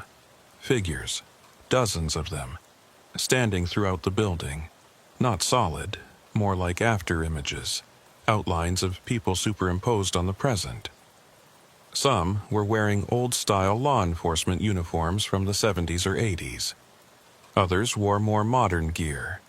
All of them were frozen in mid-action, like photographs brought to three-dimensional life. I recognized some of them from my research. Marcus Cole, standing near the door, one hand reaching for his service weapon. Sarah Martinez, crouched behind an overturned desk. Tom Blackwell, clutching his chest. James Rivera, raising his hands in a gesture of surrender or peace.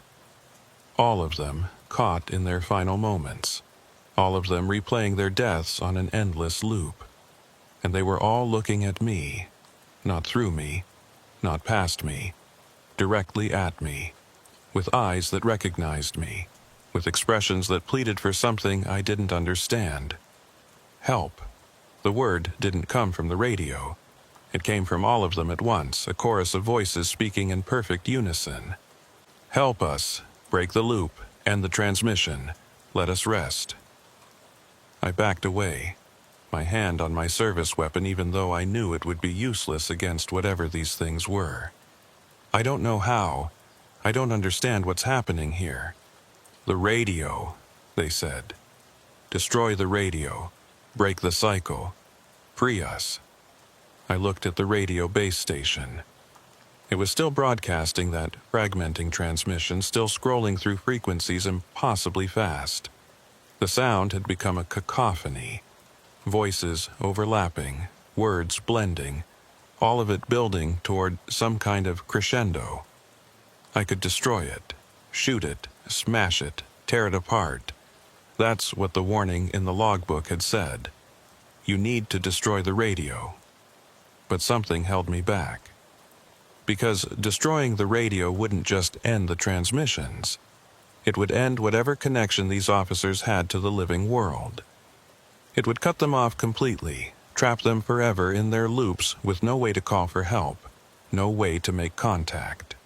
"If I destroy it," I said, "what happens to you?" The figures flickered. "We don't know. Maybe we rest. Maybe we fade. Maybe we just stop. But anything is better than this. Anything is better than dying forever, moment after moment, never moving forward, never moving back, just stuck." I walked toward the radio. The figures parted to let me pass. I could feel them as I moved through the building, not physically, but emotionally. Their desperation, their exhaustion, their desperate hope that I would free them. I reached the radio and put my hand on it. It was ice cold, despite having run continuously for who knows how long.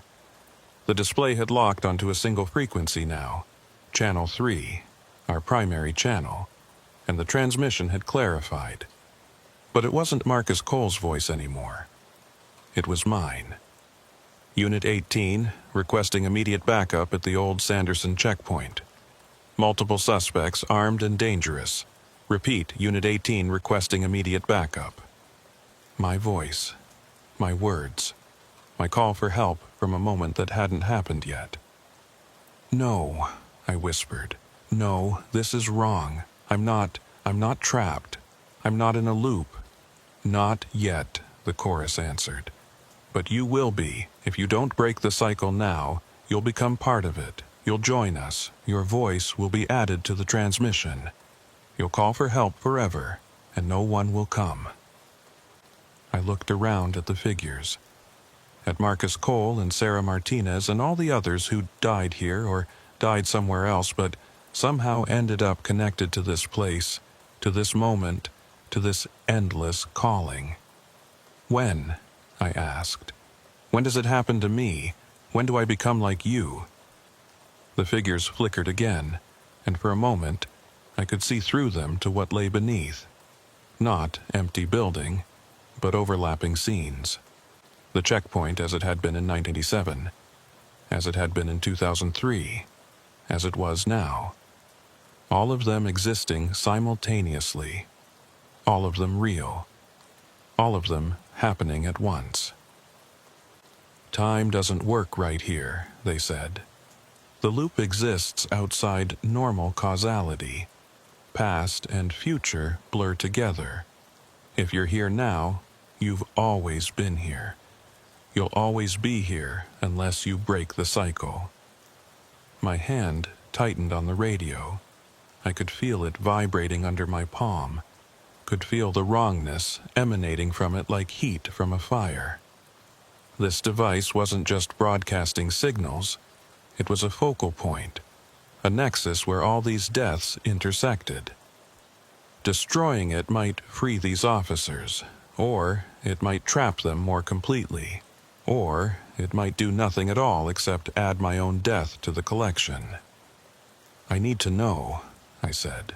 If I destroy this, will you truly be free, or will you just vanish? The figures were silent for a long moment. Then one of them stepped forward.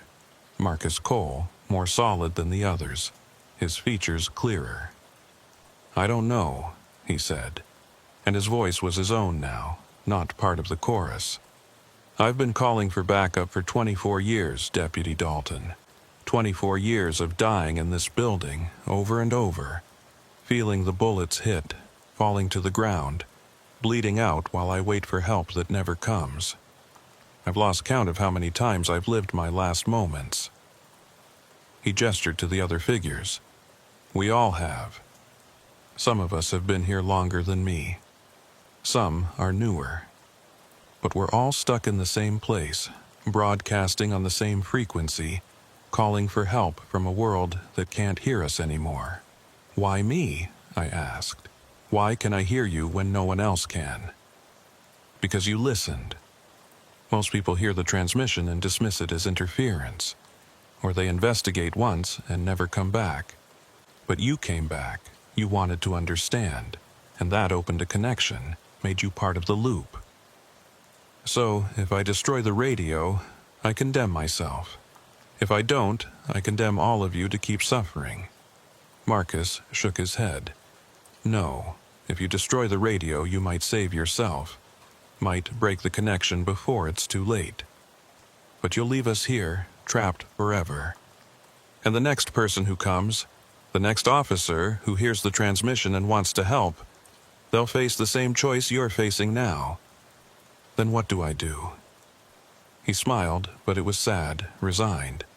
That's not for me to tell you.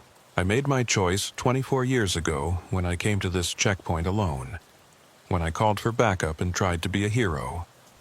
You have to make yours. The lights in the building began to flicker. The figures started to fade.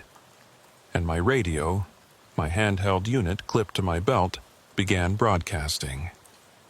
Unit 18 requesting immediate backup at the old Sanderson checkpoint. Multiple suspects armed and dangerous. Repeat, Unit 18 requesting immediate backup. My voice, my call for help, already broadcasting, already trapped in the loop even though I was still standing here, still alive, still real.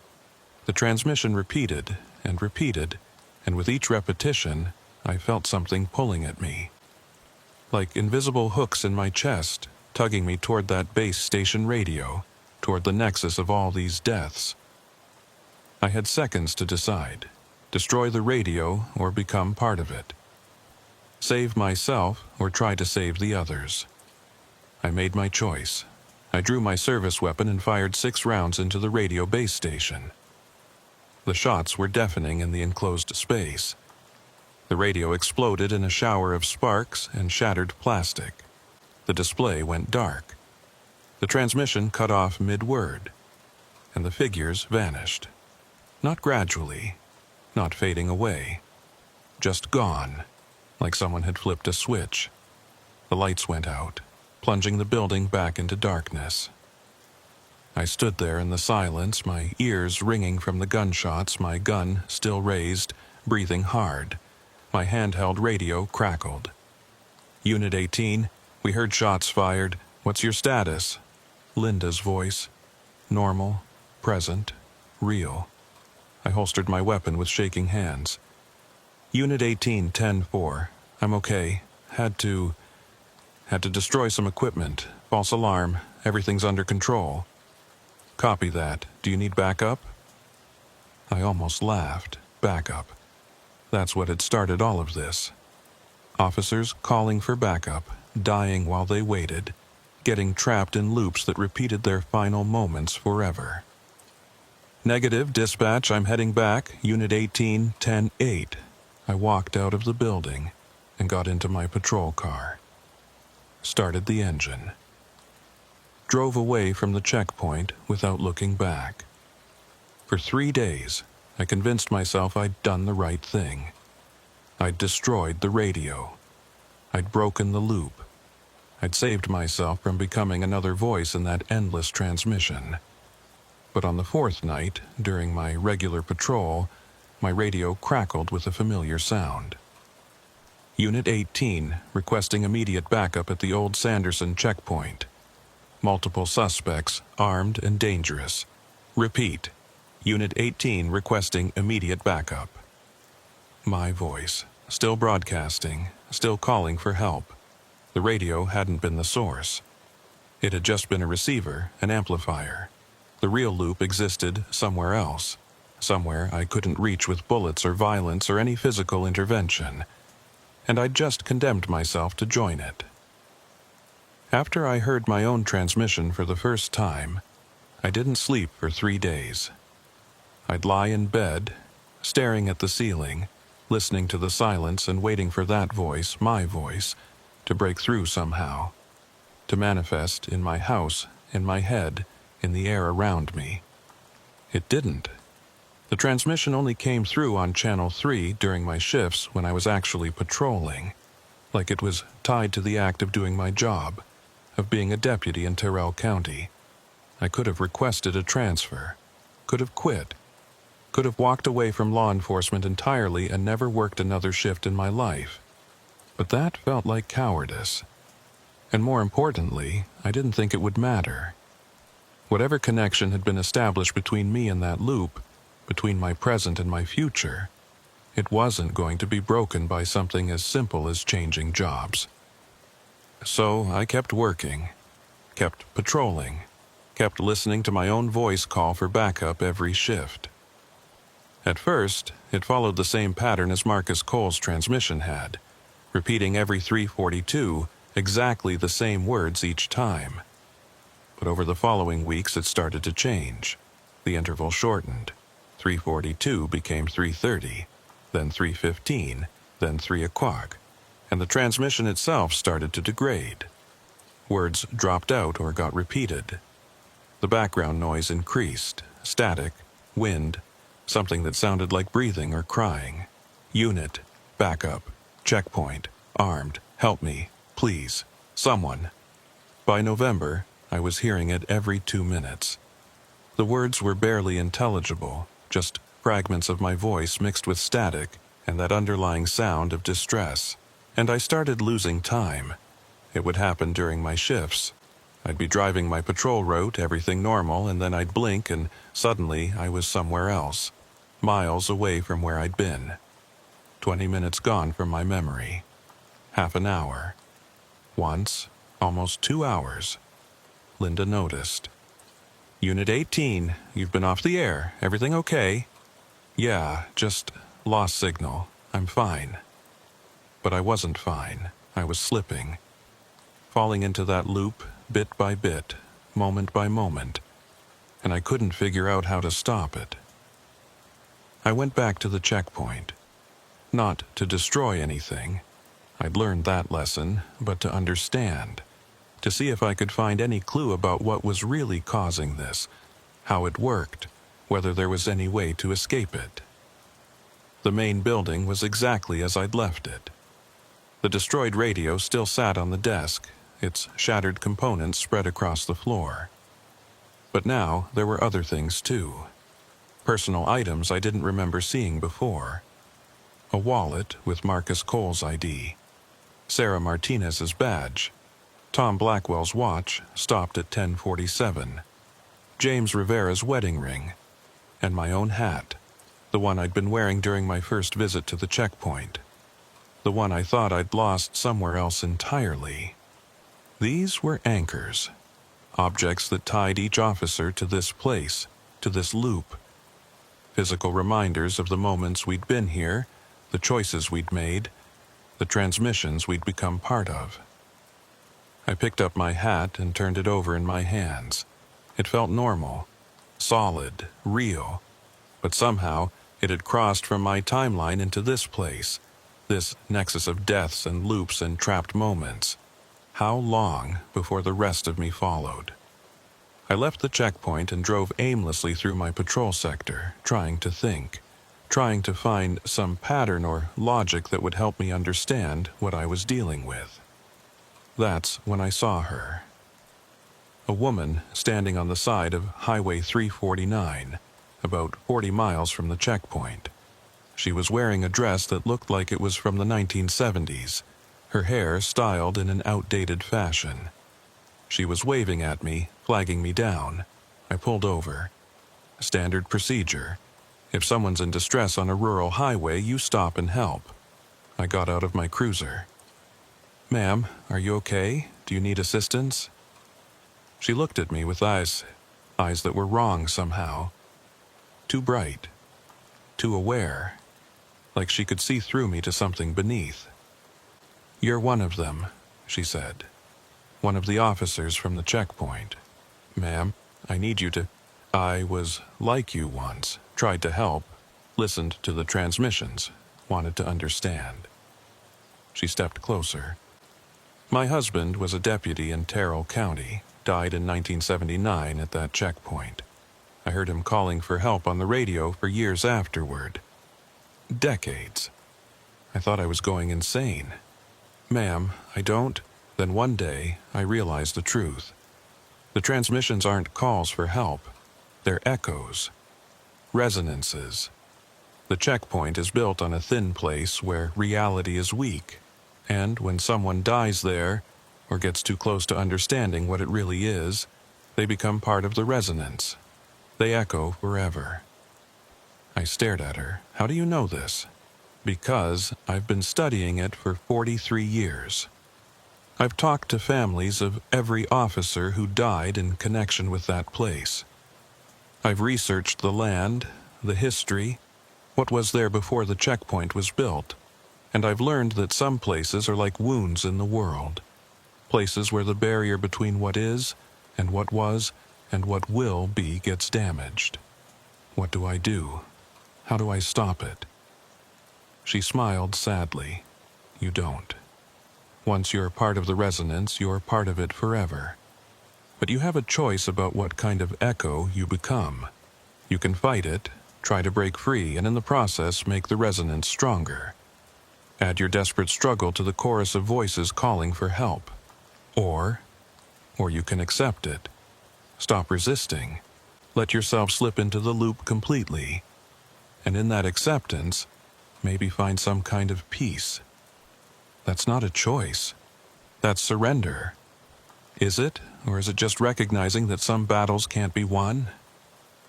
She turned and started walking away down the highway, into the darkness beyond my headlights. "You'll figure it out, Deputy Dalton, one way or another. Everyone who gets caught in the resonance eventually does." I got back in my cruiser and sat there, trying to process what she'd said. Was she real? Or was she another echo, another manifestation of the checkpoint's wrongness? My radio crackled. "Unit, help, Trapped. Can't. Someone please. My voice fragmenting further. Barely recognizable now. And the interval had shortened to 90 seconds. I checked my watch. 2:47 a.m. But the clock on my dashboard showed 11:15 p.m. 3.5 hours of discrepancy. Time was breaking down around me, fragmenting the same way my transmission was fragmenting. I drove back toward town, but the roads weren't right. Turns I knew by heart led to unfamiliar places. Highway markers showed numbers that didn't exist, and my GPS couldn't get a signal, the screen showing only static and error messages. I was lost in my own patrol sector. In a county I'd worked for 19 years. Lost because reality itself was coming apart at the seams. Finally, after what felt like hours but might have been minutes, I found myself back at the checkpoint. I didn't remember driving there. Didn't remember making the decision to return. But here I was, parked in front of the main building again, the ruins illuminated by my headlights. I got out and walked inside. The personal items were still there, the badges, the watches, the rings. But now there was more. A photo of Marcus Cole with his family, Sarah Martinez's duty log, Tom Blackwell's glasses, and a photograph of me. Not one I recognized, but definitely me, standing in this exact building, looking directly at the camera, my expression somewhere between fear and resignation. I didn't remember anyone taking that photo, didn't remember posing for it. But there it was. Proof that I'd been here before, or would be here again, or was here right now in some timeline that overlapped with this moment. The radio, the destroyed radio I'd shot weeks ago, was working again, whole and undamaged, sitting on the desk, broadcasting. But it wasn't broadcasting my transmission anymore. It was broadcasting silence. Not empty airwaves. Not static. But a specific heavy silence. The kind of silence that exists in the moment after a death. After the last breath. After the final heartbeat. The silence of ending. I walked over to the radio and put my hand on it. It was warm now, alive with some kind of energy. And when I touched it, I could feel them. All the officers who'd died here, who'd been trapped in their loops, who'd been calling for help across decades. They weren't calling anymore. They were waiting. Waiting for me to make my final choice. Fight or accept. Struggle or surrender. Become another desperate voice in the chorus, or become something else. Something quieter. Something that had stopped resisting. I stood there for a long time, my hand on that radio, feeling the weight of all those deaths pressing down on me, feeling the pull of the loop, the gravity of that resonance trying to drag me down into it completely. And I realized something. The woman on the highway had been wrong. There wasn't just two choices. There was a third option. Not fighting, not surrendering. Understanding. I sat down at the desk with the radio and started examining it properly for the first time. Not as something to destroy or fear, but as a tool. A device that was doing something impossible, and maybe if I understood how it worked, I could understand how to use it differently. The radio was broadcasting on channel 3, our primary frequency. But when I looked at the internal settings, I could see that it was actually transmitting on dozens of frequencies simultaneously. Hundreds, maybe. All of them overlapping. All of them creating interference patterns that shouldn't be possible with standard radio technology. It wasn't just a radio. It was some kind of resonance amplifier. It was taking something that existed naturally, the echoes of deaths, the weak spots in time, and broadcasting them, making them louder, making them impossible to ignore. But what if the amplification could work in reverse?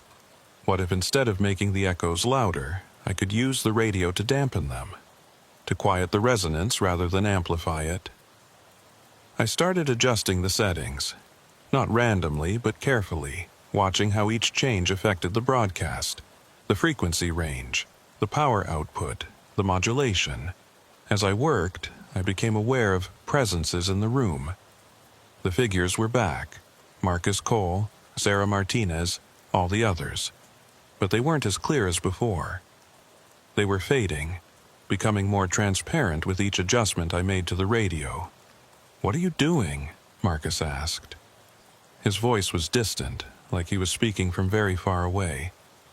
"I'm not sure," I admitted.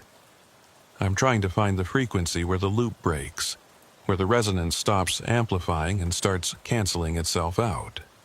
That's not how it works. The loop is fundamental. It's built into the nature of this place. Maybe. But every resonance has a frequency where it dampens, where the waves interfere destructively instead of constructively. If I can find that frequency." I continued adjusting. The figures grew fainter, and my own transmission, the one that had been repeating every 90 seconds, started to change. "Unit 18, backup, checkpoint." The words were coming less frequently now. 2 minutes between transmissions, then 3, then 5. "You're not destroying us," Sarah said. What are you doing?" "I'm lowering the volume," I said, "making it so the echoes are still there but quieter.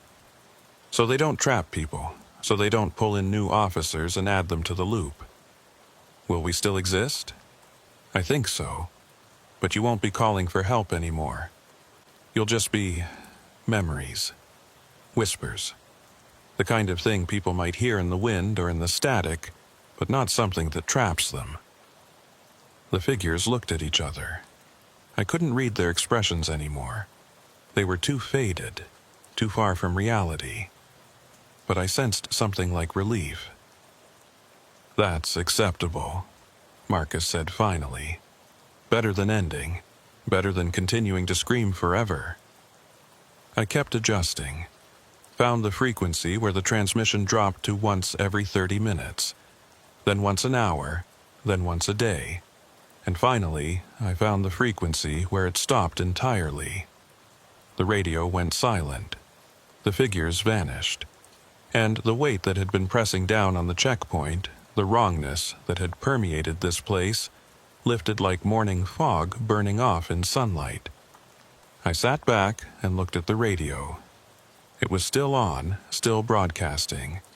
But it was broadcasting on a frequency that human ears couldn't hear, that standard radio equipment couldn't detect. The resonance was still there, but it was subsonic now, below the threshold where it could trap people. My watch and the dashboard clock showed the same time now. 4:23 a.m. Time had synchronized. The fracture had healed, or at least reduced to the point where it was no longer noticeable. I stood up and walked out of the building. The desert looked normal. The silence was the regular silence of the night, not that oppressive wrongness I'd felt before. I got in my cruiser and drove back to town. My radio stayed quiet the entire way. No transmissions, no voices, no calls for help from officers who'd died decades ago. When my shift ended at 6 a.m., I wrote a report recommending that the old Sanderson checkpoint be demolished. Not because it was dangerous in any obvious way, but because the buildings were unstable, attracting trespassers, and serving no useful purpose. The county approved the demolition 3 months later. I watched from a distance as the bulldozers knocked down the main building, crushing the desk and the radio and all those personal items beneath tons of rubble. It felt like a funeral, like I was finally letting those officers rest. For a few weeks after the demolition, I still heard transmissions occasionally. Brief, fragmentary things, a word here, a phrase there. But they grew less frequent, quieter, until finally they stopped altogether. The checkpoint was gone. The loop was broken. And I was free, but I wasn't the same deputy who'd first heard Marcus Cole's voice calling for backup on a September night. I couldn't be. I'd seen too much, understood too much about the way reality could break and fold and create traps for the unwary. I started keeping a log. Not officially, just a personal document where I recorded strange calls, unexplained transmissions, anytime the radio did something that didn't quite make sense. Because I knew now that the checkpoint hadn't been unique. It had just been one weak spot among many, one place where the barriers were thin and echoes could get trapped. There would be others. In December 2021, I heard a transmission from a deputy who'd been killed in a traffic accident in 2008. His voice, calling in a vehicle pursuit that had ended in his death. The transmission repeated 3 times over a 2-hour period, then stopped. I traced it to an intersection where he'd crashed. Went there at the same time of night when I'd heard the transmission. Found nothing unusual, but I stood there for a while anyway, acknowledging his death, his service, his sacrifice, and I never heard that transmission again. In January 2022, a new officer joined our department. Young, eager, fresh out of the academy. On his second shift, he came to me with a confused expression. "Deputy Dalton, I keep hearing weird things on Channel 3, voices that don't make sense. Dispatch says they don't hear anything, but I swear, I know, I said. I hear them too sometimes. Radio interference, atmospheric conditions. It's normal in rural areas like this. Are you sure? Because it sounds like someone calling for help." I looked at him for a long moment. Saw the same curiosity I'd felt, the same desire to help, the same impulse to investigate that had led me to the checkpoint. And I made a decision. "Listen to me carefully," I said. "Sometimes, on quiet nights, you'll hear things on the radio that don't make sense. Calls that don't get logged. Voices asking for help. Your instinct will be to investigate, to figure out what's going on, to help whoever's calling. Isn't that our job? Yes, but some calls shouldn't be answered. Some people are beyond our help, no matter how much we want to help them. If you hear a transmission that seems off, wrong time, wrong location, wrong frequency, you log it, you note it, but you don't chase it. You understand?" He looked uncertain. "That doesn't seem right. Ignoring calls for help.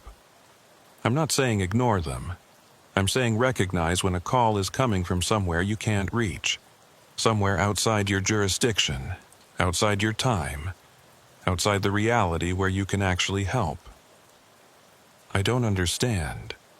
"You will," I said, "eventually. Just promise me that if you hear something strange, something that makes you want to investigate an abandoned place or follow a voice into the darkness, you'll talk to me first.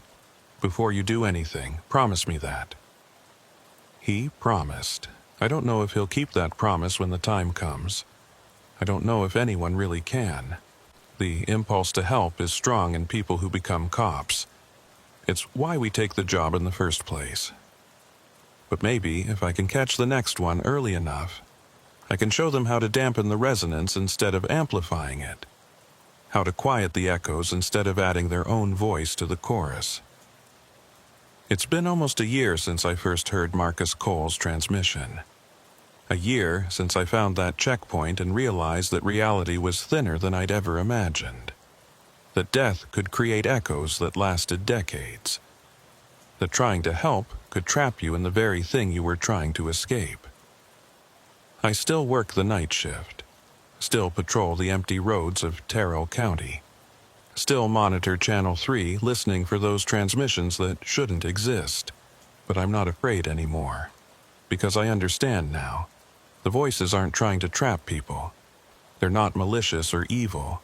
They're just echoes, resonances, the afterimage of moments that were so intense, so desperate, so filled with the human need for help that they left permanent impressions on reality itself. Like footprints in wet concrete that hardened before anyone could smooth them out. My job now is to find those footprints and smooth them out before someone else trips over them. to quiet the resonances before they can trap new officers in new loops. It's lonely work. I can't tell anyone what I'm really doing or why. Can't explain that I'm not just patrolling for smugglers and criminals, but for temporal anomalies and broadcasting echoes. But it matters. Every transmission I trace, every resonance I dampen, every echo I quiet, that's one less trap waiting to catch an unwary officer. One less voice that will call for help across decades. One less loop that will repeat forever. Last night, I heard a new transmission. Different voice, different location, different year. An officer calling for backup during a domestic disturbance in 1991. His voice was faint, barely audible under the static. But it was there, repeating every 4 minutes, trapped in a loop that had been running for 30 years. I'm going to find it. I'm going to trace it to its source. And I'm going to find the frequency where it dampens, where it quiets, where it becomes a whisper instead of a scream. Because that's what I do now. That's what I've become. Not just a deputy. Not just someone who patrols empty roads and enforces laws. But someone who understands that reality is thinner than we think. That death leaves echoes. That some calls for help come from places and times we can never reach. And someone who knows how to make sure those calls don't trap anyone else. That's my story. That's what happened when I heard that last radio transmission. Believe it or don't, I don't care anymore. I just hope that if you're ever working a night shift, patrolling empty roads, listening to your radio in the silence, and if you hear a voice calling for help that shouldn't be there, from a time that's already passed, from someone who's already gone, you'll remember what I learned. Some calls shouldn't be answered. Some echoes should be quieted. And some frequencies exist not to amplify sound, but to dampen it. To turn screams into whispers. To let the dead finally rest. That's the frequency I'm looking for. Every night, every shift. The frequency where the loop breaks. The frequency where the echoes fade. The frequency where the last radio transmission finally goes silent. And I'll keep looking until I find it.